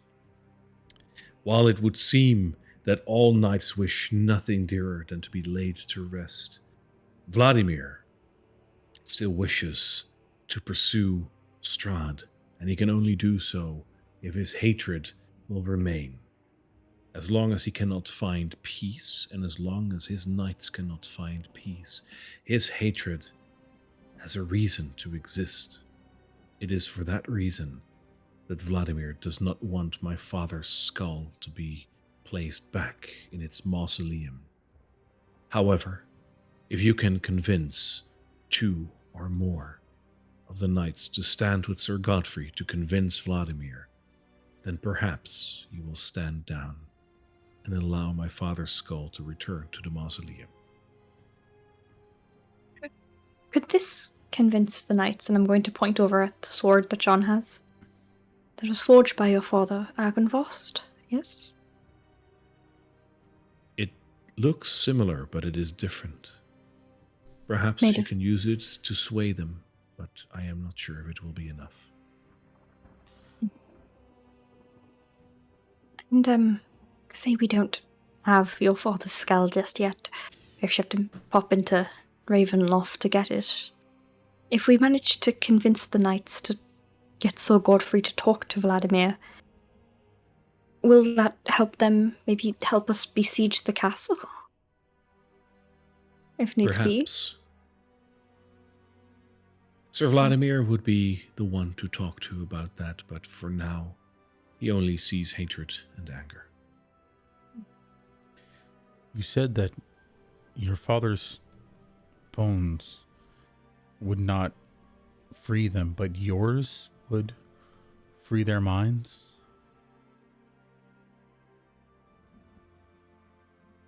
I feel like one of the first things, out of character, I feel like one of the first things she said was, my bones will give them peace or something to that effect.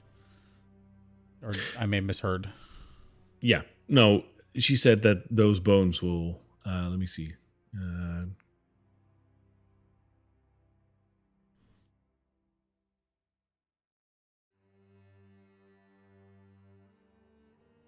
She said the power of the magic infused within my father's bones will release Vladimir from his hate and give the knights the peace they richly deserve. For no man who fought in life should fight in death against darkness. Are you a dragon? Yes. I am not, but my father was. Is there anything you could tell us of how and when Strahd defeated your father? I'm sorry if it's a touchy subject, but it might help us understand the magnitude of his power. When Strahd won the Battle of Argynvost, he besieged the castle with an army behind his back and 3 lieutenants that aided him in making the right decision to approach the castle. They had burned the village, and a counteroffensive was launched by one of our very own with some soldiers in his backing. But they were slain by these 3 lieutenants guarding Strahd, who was grievously wounded. Oh, shoot. John? They then beset the castle and cornered my father. Strahd himself was not able to do anything, but they did manage to capture my father and shackle him within these walls. Strahd explicitly said that he would not have anyone touch the lord of this castle until he was regained in his strength. He then came back and did what no one else thought he would. He killed my father, beheaded him, and as a mockery sent that skull to the dungeons of Ravenloft, so that my father would never find rest, nor would any of his order. So sorry.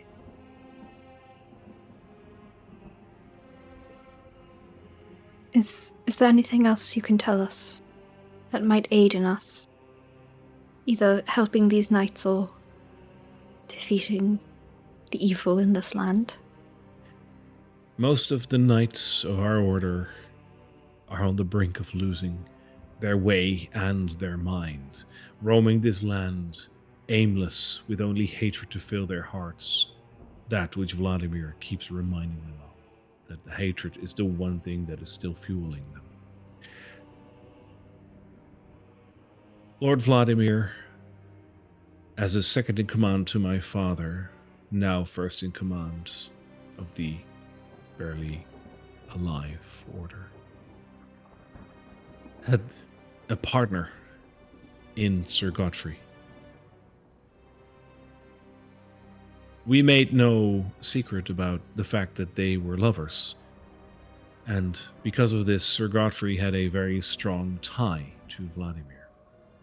Sir Godfrey remains one of the few that can still talk with Vladimir. But even then, he needs sway before he can ask Vladimir to see things differently. You would need to talk to Sir Godfrey if you want to do anything. We can try to help out here.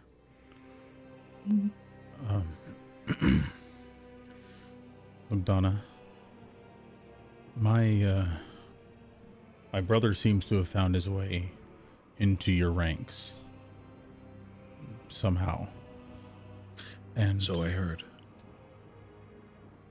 If we were to break this curse, if we were to help and help all of you find peace, do you know what might happen to him?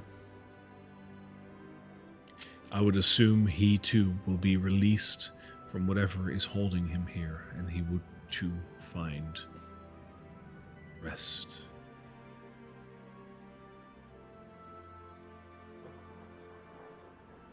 Is there no way to... Never mind. Thank you, Lugdana. You're welcome. I am proud to see my father's sword in the hands of one so capable.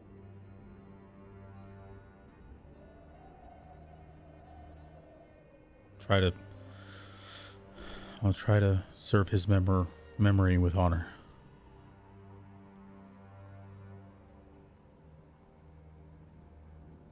Right, well, we have networking to do. Oh, we'll do a pop outside. Oh, do you know where some of these people might exactly be?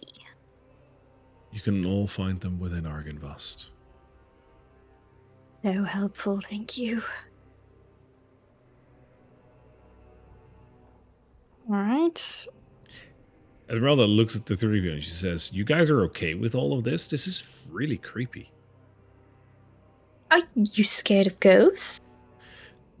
Not scared, just I'm not really used to dealing with them on a daily basis.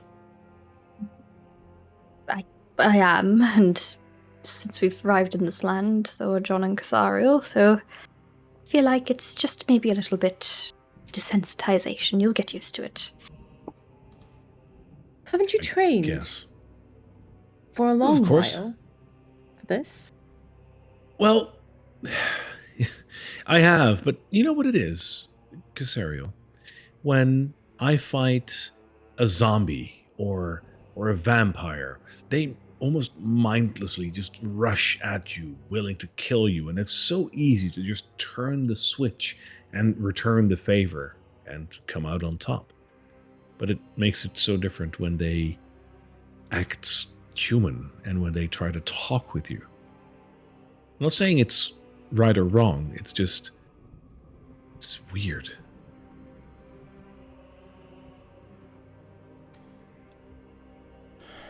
Casariel has her eye really close on this Esmeralda. She seems very different than the Esmeralda they met before. So now Casariel is giving her the serious side eye. Nothing gets past you. That's so nice. You open up the next room, and you stand in what seems to be some sort of a bedroom or guest room. The two beds over here have torn canopies and are standing against opposite walls with a tattered rug lying on the floor between them. Set into the far wall is a fireplace that is completely blackened with soot. Laying on one of the beds are bones and a tattered set of clothing that look like it's belonging to a sister of the Abbey.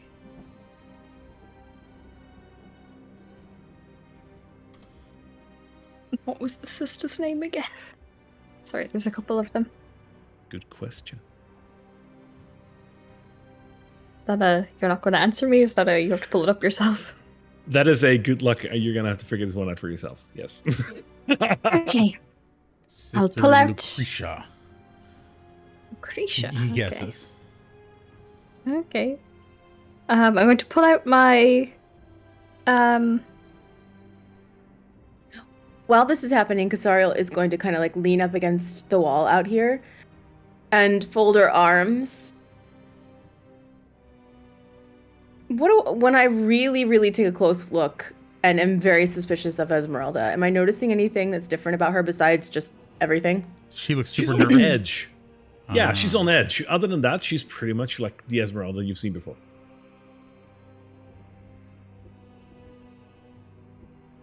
Where did it remind me again? Where did we first see her? Where did she pop out?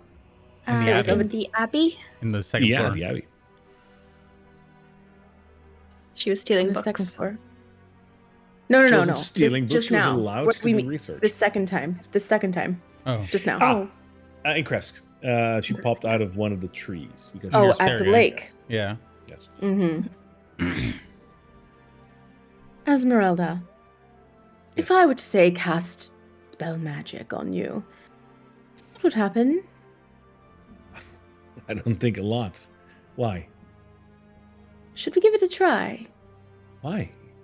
You shouldn't waste Who a are spell you? slot. Well, you know, you. What's a spell slot? Waste your energy. Yeah, sorry. The second I said it. We're gonna roll the dice on this one. Who are you? Where are you from? You talk different language. I'm sorry. Like, you know, even I jump out of my role every once in a while. This is Love it. You shouldn't waste your magical powers on me. That is like, you know, you only have so much per day. Well, I wouldn't have to if you told me who you are. I'm Esmeralda. Told you. Esmeralda Davenir. I am a Vistani.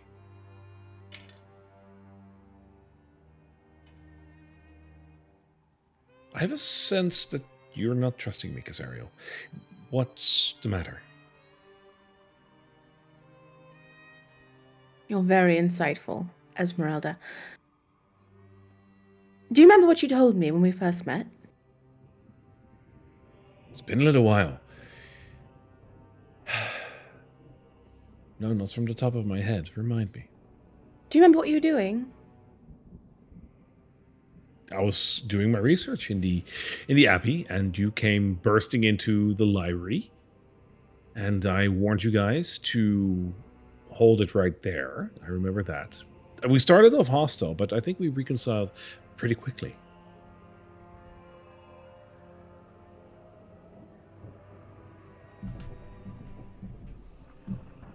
If you try to hurt my friends, I will kill you. Whoever you are.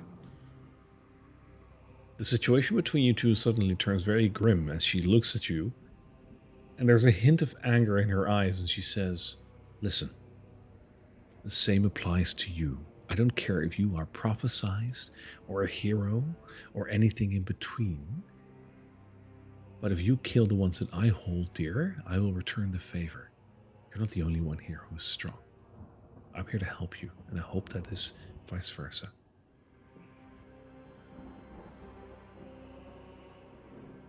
Sarah's gonna enter.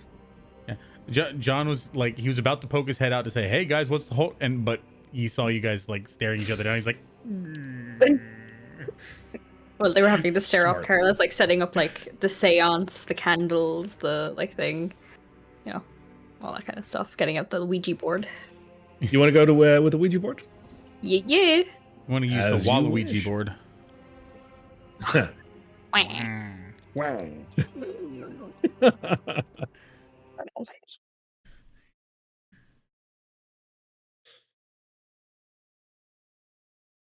Oh yeah, I love this scene. I love it so this.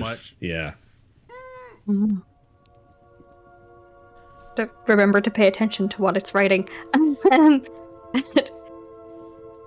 Sister, are you here? Yes. Oh, hello. My name is Carla Lilacart, and I'm here to help free the Order from Vladimir, at least free his mind so that he's not filled with hatred, and so we can hopefully help defeat the evil in this land. How can I help you? I'll ask more specific. We were told that you could help us rally with Sir Godfrey to help Vladimir see reason. Is there some item you need us to find? There is a rumbling of the token as you're holding it, and all of a sudden you hear a voice echoing through the room. My spirit is linked to Arkenvost Holt. I was once the sister, caring for the injured knights during the Great War. I had perished when the Dark Lord slew Arkenvost, and now I am trapped here through Vladimir's hatred. This place is full of darkness. It's dangerous. You must be careful. Please, help me. Return my bones to the Abbey and give them a proper burial. My spirit will be free and no longer anchored to this dreaded place. I will forever be. To the Abbey. It ended again before the end, unless you intended that. No. I will she said forever that be. You will be in your debt. Oh, that was it? Okay, cool. Yeah. All right. Next time I will preload them before I play them. That'll probably be the fix here. Yeah, sorry, it's odd. I noticed that the first one that happened cut that off, but I thought that was an intentional choice. It wasn't. Okay, no worries. I I'll let you heard know the end of the Good first start. one, actually. No worries. Do you mean the Abbey in Kresk? I'm going to say to like the Ouija board. You notice that the token remains on yes. Oh, that is the whole choice. Okay. Thank you, sister. Where are her bones, though? I'm going to point at the bed. Oh, There's a whole corpse on the Easily. bed. oh, In hey. sister's clothing. There we go. We can easily get back to Kresk. True, you did do that special little ritual, didn't you? How? That's a huge height. No, I'm just kidding. Yeah. I think he knows Okay. what you got. All right. I want you all to not judge me for this. And Carol's going to take like one end of the bed sheet and like fold it over the bones and take the other hand and fold it over the bones and sort of like sushi wrap it a little bit so that it's like secure. I'll help her. Oh, Well, While I'm doing it, I'm like muttering all the little like sayings of the morning loud, like "Dawn be with you," you know, all that stuff. I'm so sorry, you know. I'll see His when light guides transporting. you. hear that Yeah. sound? Yeah. Just make sure the bagman doesn't munch on it. Yeah, I mean, he doesn't like human bones, so that's okay. I'm all right. I'm copy. so Out of sorry, character. so Cadaver sorry. roll.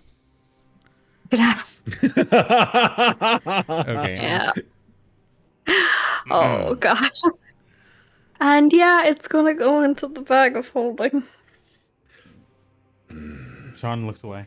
No, bagman, please. I'm begging. Oh, Aye. the tatters of my leather armor. I'm going to be like, this was so precious to me. This is one of the last things I have from Neverwinter. You can have this instead. Just don't eat the corpse. Don't eat the bad sushi roll. I don't like corpses. Thank you. Okay. Yeah, she's gonna stuff that sushi roll in there. Sister roll. Huh? Sister roll, yeah. And then I want to look around the room for anything shiny.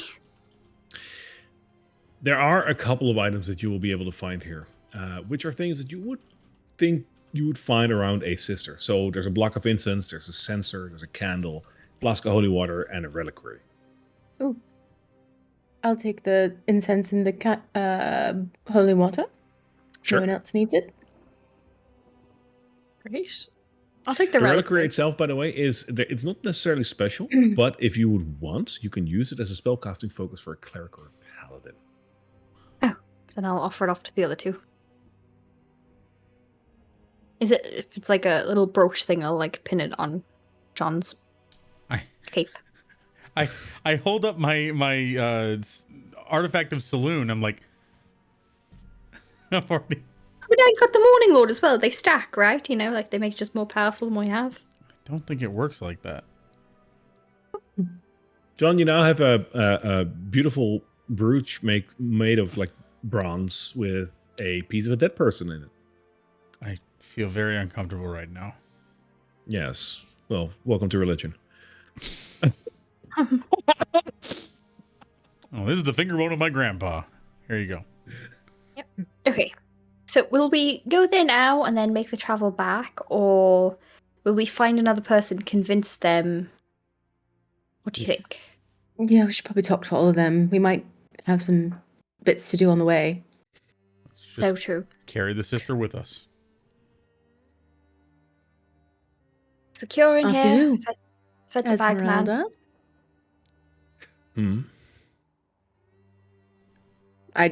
Sarah just says, after you, Oh, Esmeralda. Yes. Esmeralda. Yes. I'm going. As you Pause. head up the hallway, I'm sorry, you get into a T-sectioned hallway that goes to both the west and the east. And you notice a couple of arched windows that look out over some foggy grounds outside. Is there Bye. anything happening through the windows? Other than some mist and whatnot going on.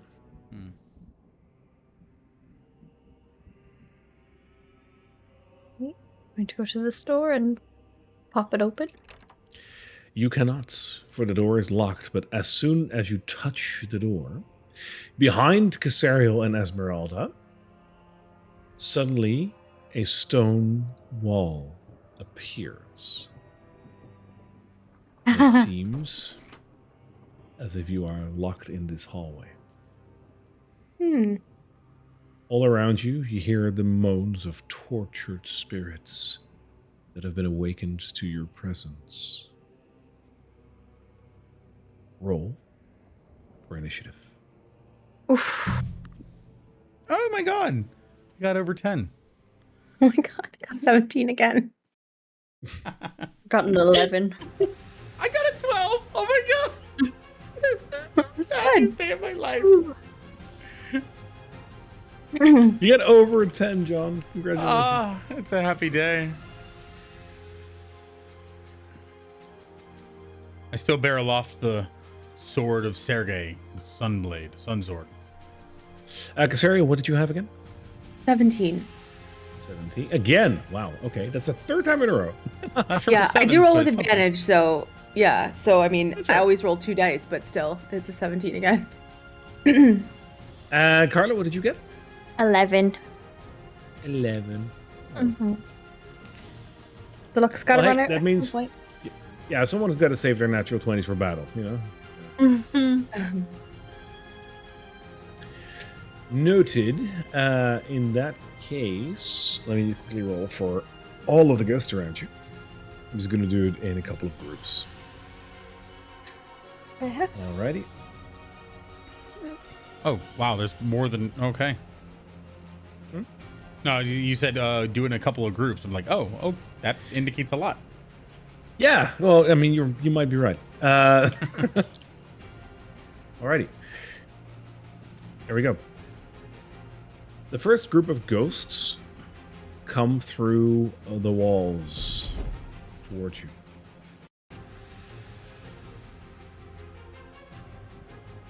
But they can't make it further than that. Casariel, your turn. I will cast Spirit Guardians, good old Spirit Guardians. Amazing. So, Kasariel, a sphere of moons in different phases appears around her. And then I will just hold my ground as I look towards those. Kasariel is totally counting like everything that's going on in the room. Actually, and I'll let me see. It's in a 15, right? We decided it was 15.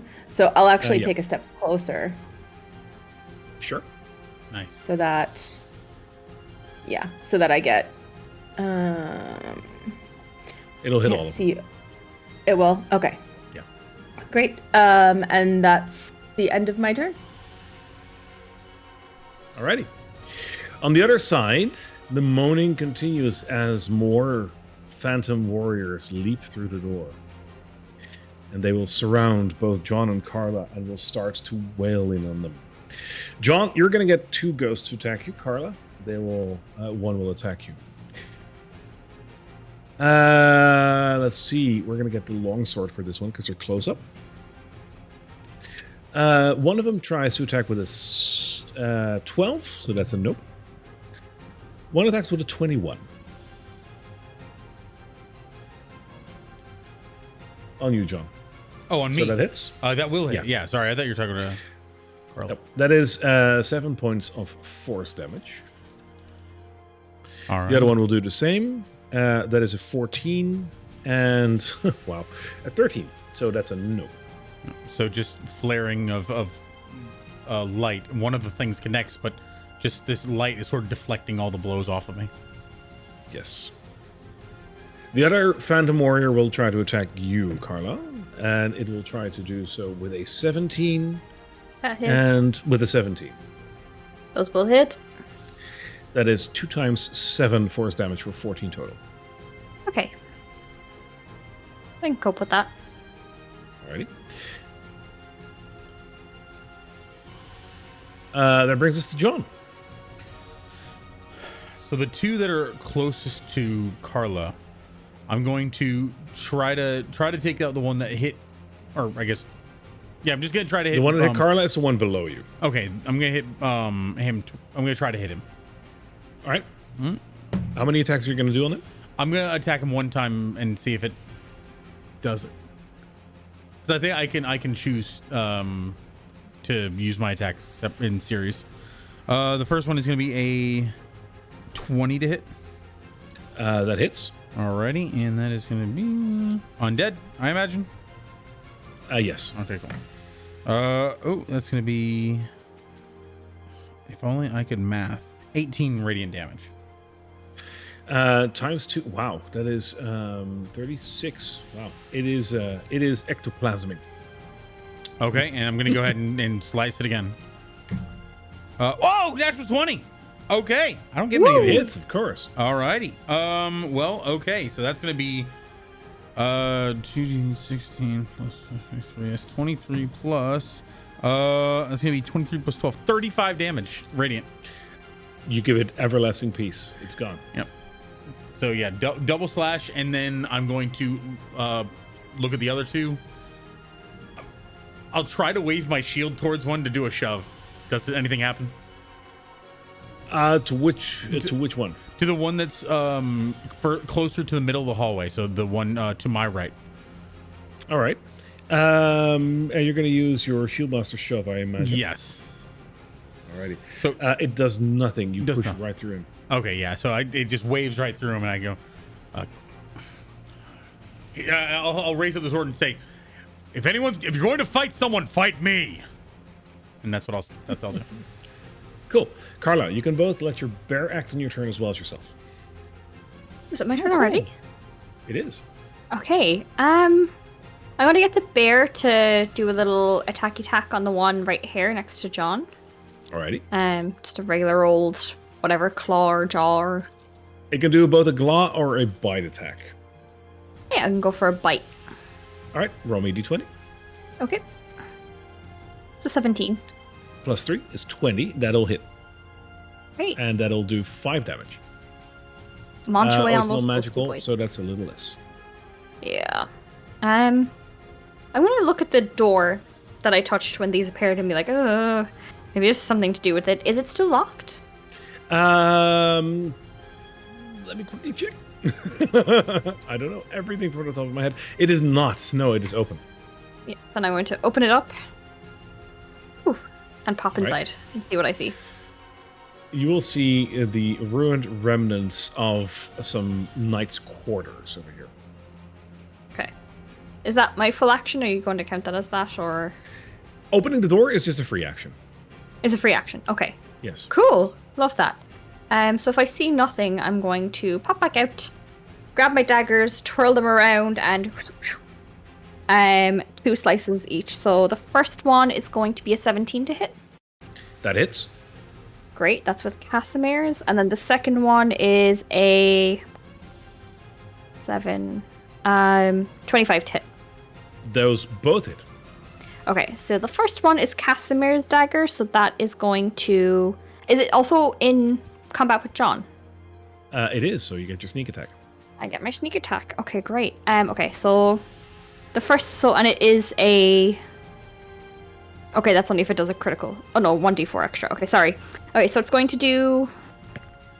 The first one is going to be a 9 slashing damage, and then 3 radiant damage. Yeah, noted. Because it is Casimir's. And then the second one is just going to be... Wait, how many slashing damage was it?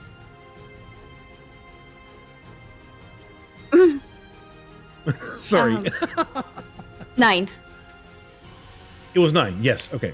Because I halved it, but I shouldn't because it's a magical weapon, so you're Yes. fine. Okay, noted. Yes. Okay. Is the vicious dagger counted as a magical, or no? No, that's a normal dagger, unfortunately. Cool. That's all that matters. Alright. The vicious is going to attack for 11 damage slashing. All right, so that is 6. Great, and that's my action and bonus action because I think the second hit counts as a bonus action for me. Yeah, and I'm just going to duck around for cover. That's what I'm going to do. Okay. Yeah. Noted and done. That brings us to Esmeralda, who is looking around and is like, oh god, I hate undead. Why does it have to be like this? And she will, let's have a look, point her finger at the 4 phantom warriors over there. And she says, Casariel, duck! Will you do that? Yeah, All absolutely. right, cool. He will cast Lightning Bolt that way. That's my girl. Look at her Yes. go. Wow. Which means she will hit 2 phantom warriors. Well, potentially. No, she's going to hit them for a 25. That is... Let me get the dice. Because that's quite a lot of damage, potentially.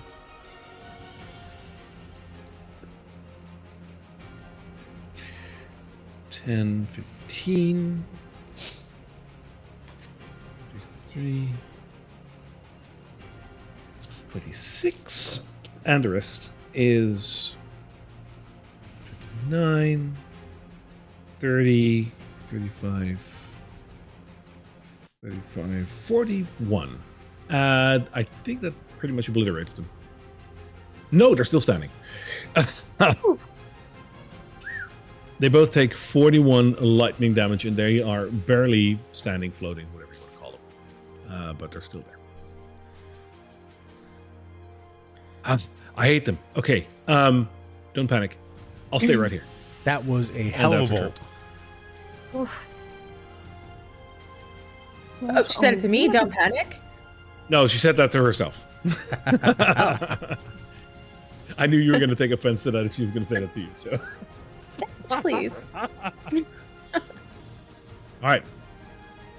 Hopping around, the 4 phantom warriors on the right side of the hallway are now, and they beset Esmeralda as they Wait, do Casario. Before they do that, actually, before they do that, could you roll me a wisdom saving throw, please? Oh, they are very wise. You have no idea, because these are spirits, Good. and spirits are very wise indeed. They get a 4. Perfect. Then all 4 are going to take. Oh boy, that's a lot there. That's a lot. 8. At least it's not radiant damage. 18 radiant damage. God damn it. All right, so 2 of them are ectoplasming all over the place, Ara Daddy, and the other 2 are just gone. But at least they can still attack, and if that happens, both of them will try to attack this area because they're very ugly. Okay, that's fine. Their speed is half, but I think they can probably still reach me. They can make, yeah, they'll make it to you, not to Esmeralda, but they will definitely go to you. Cool. Yes. So, Yeah. glad I saved her. You're such a hero. You would sacrifice yourself, like, in the heat of battle because someone has to. Yes, that's you. Like, that's so you. Yeah. Both of them will attack you twice with their longsword. So that is a 4 times roll. That is a 17. Nope. Cool. A natural 1. Nope. Oh, that natural one was close. Yeah, it almost got there. A 23. That will hit. And an 18. That will hit. All right. So 2 hit, and that is a total of 14 force damage. Okay. Your turn, Casario. All right. All right, I'll pull out my fucking sword that I never use. Silver sword. And too. I'll... All right. Yeah. Awesome. It's a... Yeah. No. Is it? I think your yeah, sword I was don't know. silvered. I think it was. Okay, then it badass. is. Absolutely. I'm gonna attack the, I guess the one DM says directly so. to my right. Yeah. Yep. So that is a 16 plus 7. That hits. Okay. Nice. Great. Hold on. I never do this, so I apologize. a great I've got sword. some 1d6 It's a plus very 2. great sword. Okay, that's 4. Slashing damage. Plus, Yes. divine something. Oh gosh, I'm sorry. Divine strike. It's an extra 1d8. Okay, so 4 slashing and 4 radiant damage. That's so cool. Which doubles, where the other one halves. That brings you to a total of 2 and 4 forces. It's 10 total. It dies. Like, spirits do that, but like, hey, there you go. It's gone. Chop off its head. Yeah. And then I posture at the other one. And it's my turn. Semper Fi! Cool. The other 2 ghosts do not see Carla anymore, so they will wail at John with their swords. One's for an 11. One's for a natural 20. Okay, that'll hit me. One's for a 16, and one's for a 16. Oh, so the crit hits. So that will hit you for a total of 14 force damage.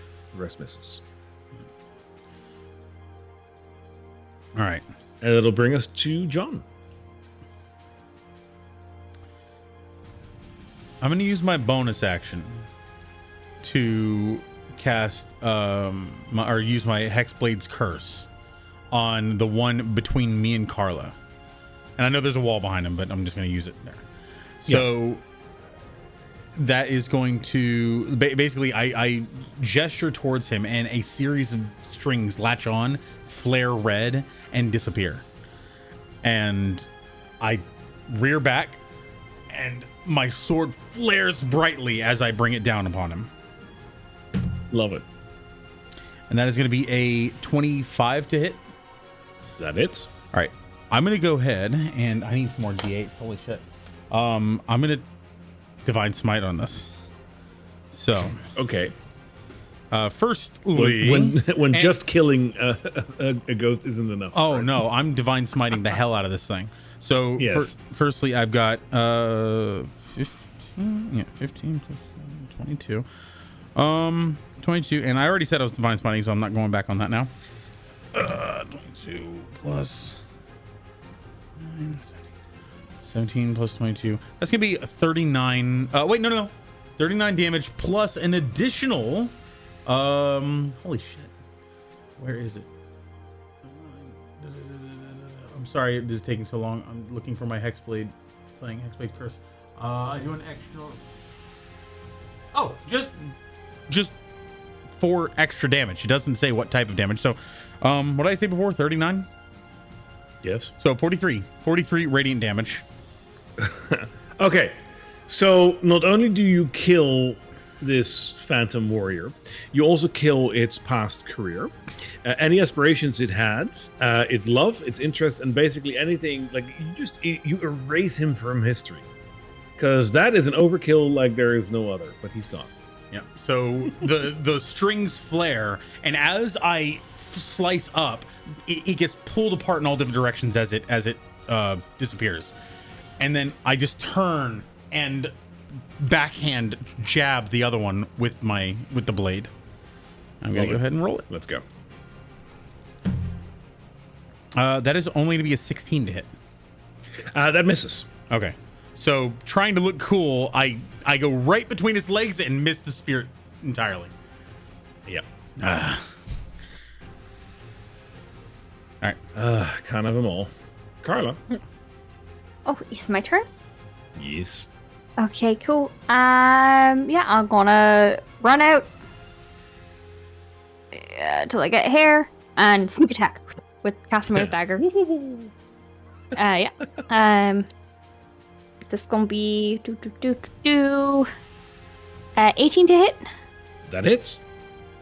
Great. That's gonna be. What? 7 slashing and Yes. 3 radiant damage. And with my Nice. bonus action, I'm going to call forth a tail so that we can get the hell out of here. Where is my D10? There we are. Do you want to use Okay. your sneak attack? I already used my sneak attack on that, yeah. Okay. I counted it in. Oh, yeah, because that's only a special. That's not a bonus. Right. This one is going to that is okay. That's that one. Great. Anything that's going to hit John for the next minute is going to have a melee attack, like damage on it of 9. Noted. Okay. Yeah. Also, That's sort of like a sorry. what? No, What? I was just gonna say when I killed the other one, the light flared around me and I regained 10 hit points. Ooh. Okay. Yeah, so as your sort of light flares, it like shines that bright like divine light and then it turns sort of purple as sort of like these 2 like spectral hands are like creeping over your shoulder, getting ready to sort of slash out if anything comes near you. Cool. Okie dokie. And that's Was my that turn. it? Alrighty. Yes.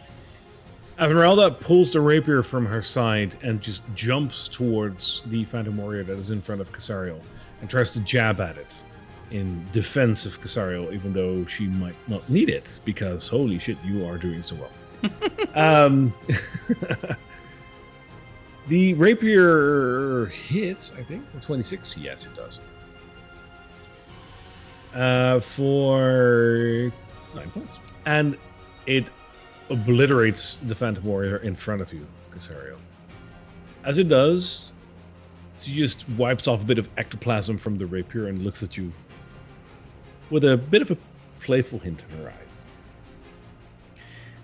And then looks over at John, who is currently still being assailed. The ghosts on this side have been evaporated, so that means Casariel, it's your turn. I will look to the one that's left and fire 3 moon bolts at it. Oh, that's 17 plus 11 million. It's 21 and hits. 23. Hits. 3 hits.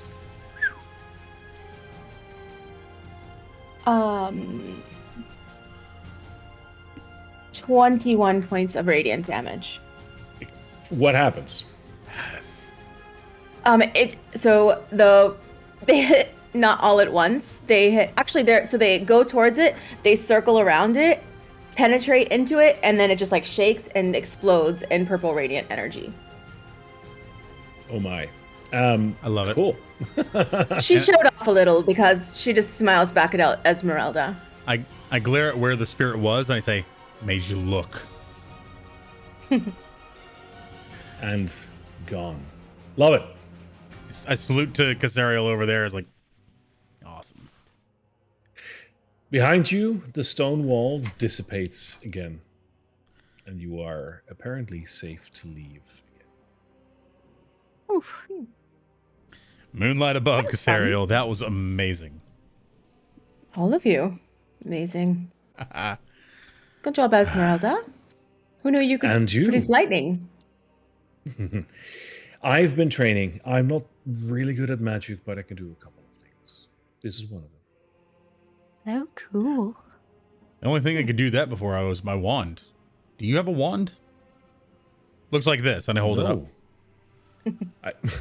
I step back. John, cover yourself up. There's ladies here. Oh. I'm not going to cast anything with it. I'm just holding it. I don't want to see you one, John. I'm sorry. There's ladies here. Are you weak? When we're camping. Are ladies weak to wands? So faint to them. In fact, I think you should just put it back in your pack before you. Yeah, he puts it back in his pack and point it at anyone. Looks very confused. Pop open the store. Esmeralda elbows John and says, "Can you helicopter with it?" Helicopters don't exist. Yeah. What dimension are you from, you intruder? Can you windmill with slots, it? No. Helicopters. Yes. Windmill? It's even worse. Nope. I don't understand. Moving on. If I do that, it might cause something to blow up.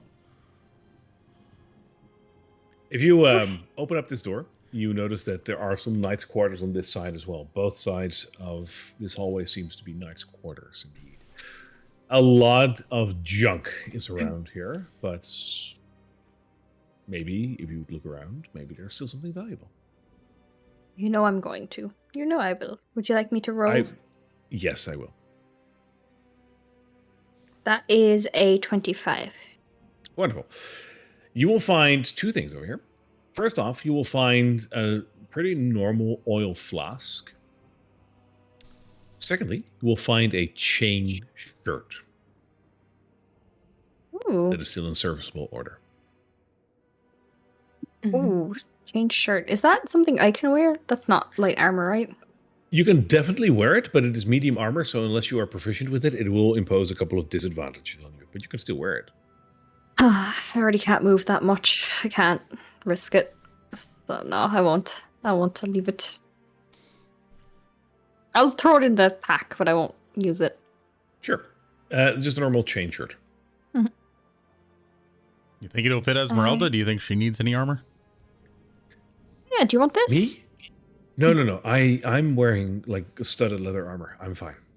Ah, excellent. You could use a trade. And when she can wear. Never mind. It's okay. I don't think Esmeralda wants to trade, her lovely armor for like a shirt. No, this is form fitted. I look great in this. Thank you. You look spectacular in it. I know. I'll pop over here. I'll pop over here and do another sweep just in case I missed anything. Give me another roll. Ooh. Oh, that's an actual one, so I get to reroll because I'm lucky. That is a 29. Oh God. Okay. Turn a 1 to a 19. In that case, I need to counter roll because there's two options here. Oh. And you guys get the lucky one. Cool. There is a lot of debris over here, but underneath all of the debris, with your curious eyes, you spot a small lockbox. Ooh. Pulling it from under the wreckage, it is one of those that you don't need to unlock with a key or whatever. It is just a latch. And if you open it up, there are 4 items in here. Exciting.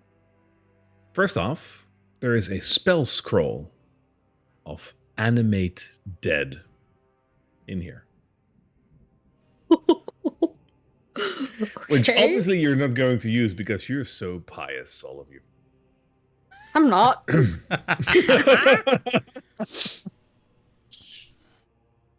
My deity taught me to do that already. We're fine with it. Secondly, there are 3 potion bottles in here. Healing potion? Yes. Everyone take 3 one. healing potions that are so beautiful that you cannot be mistaken these for normal healing potions. No, indeed, these are superior. Ooh. 3 of them. Ooh, That's new. 3 of them. that is beautiful. Backpack. Everybody gets one. Mm. Yep.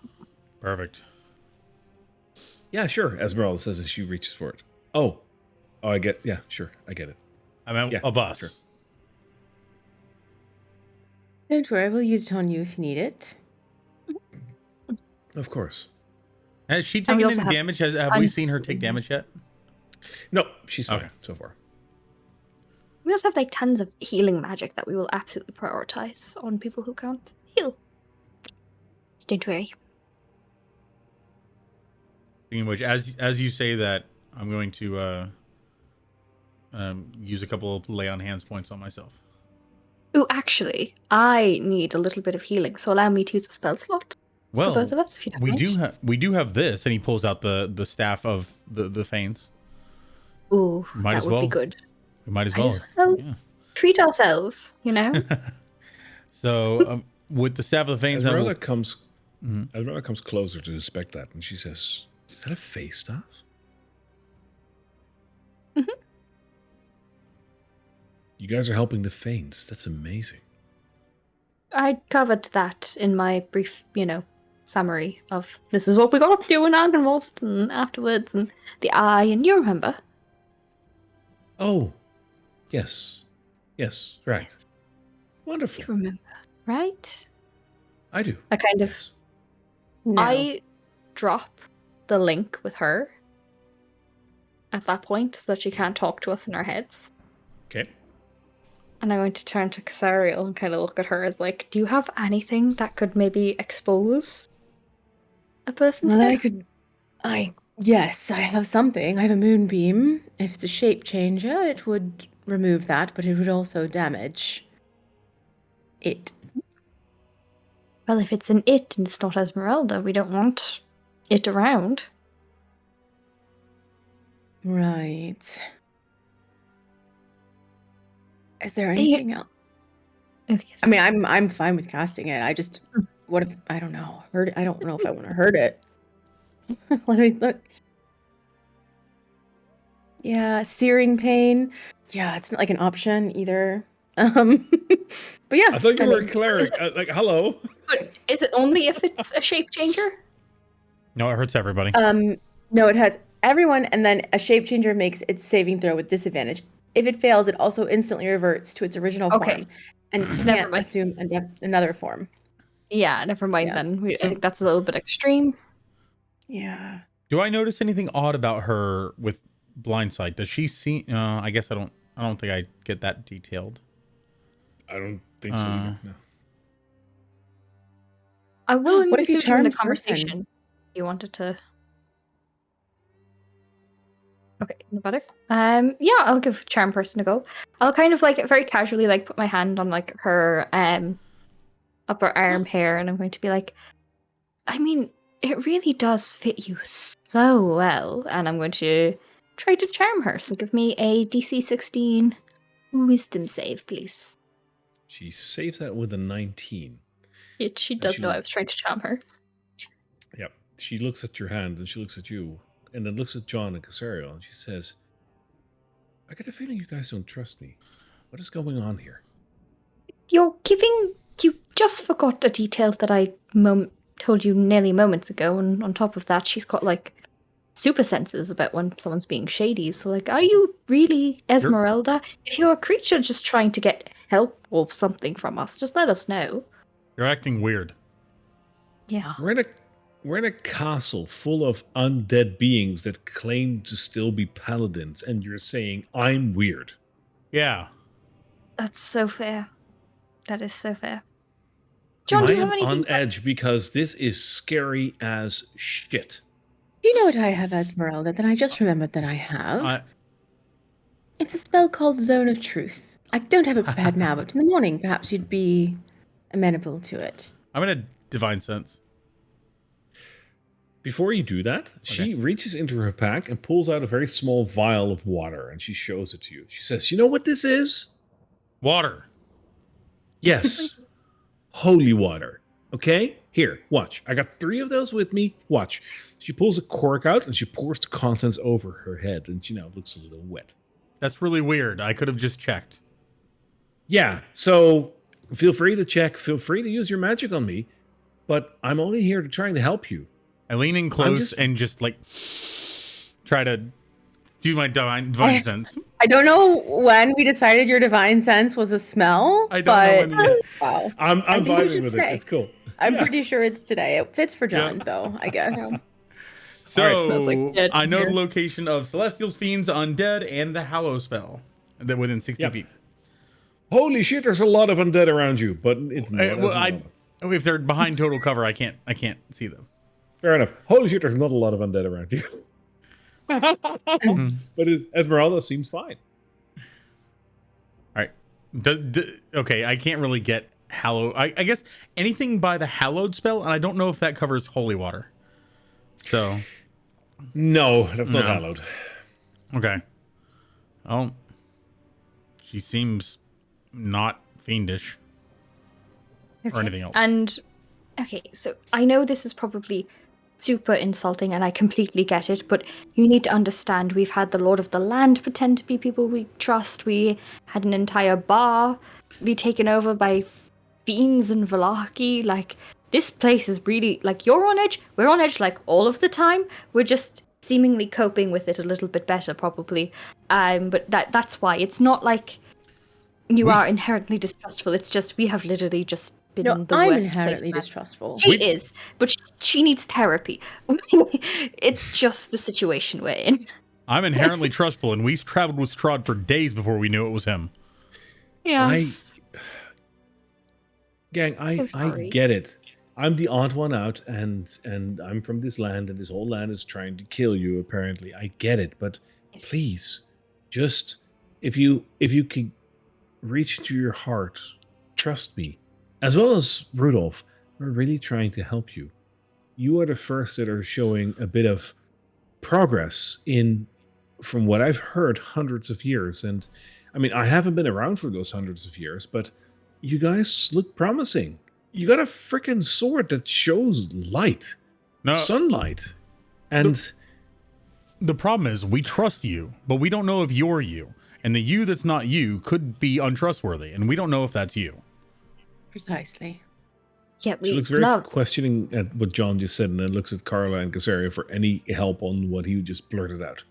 Okay, so like Charlotte's you, nodding in Esmeralda, who we met before, love you, think you're great, think you're wonderful, think you're beautiful. We know you and we trust you, right? We have gone off.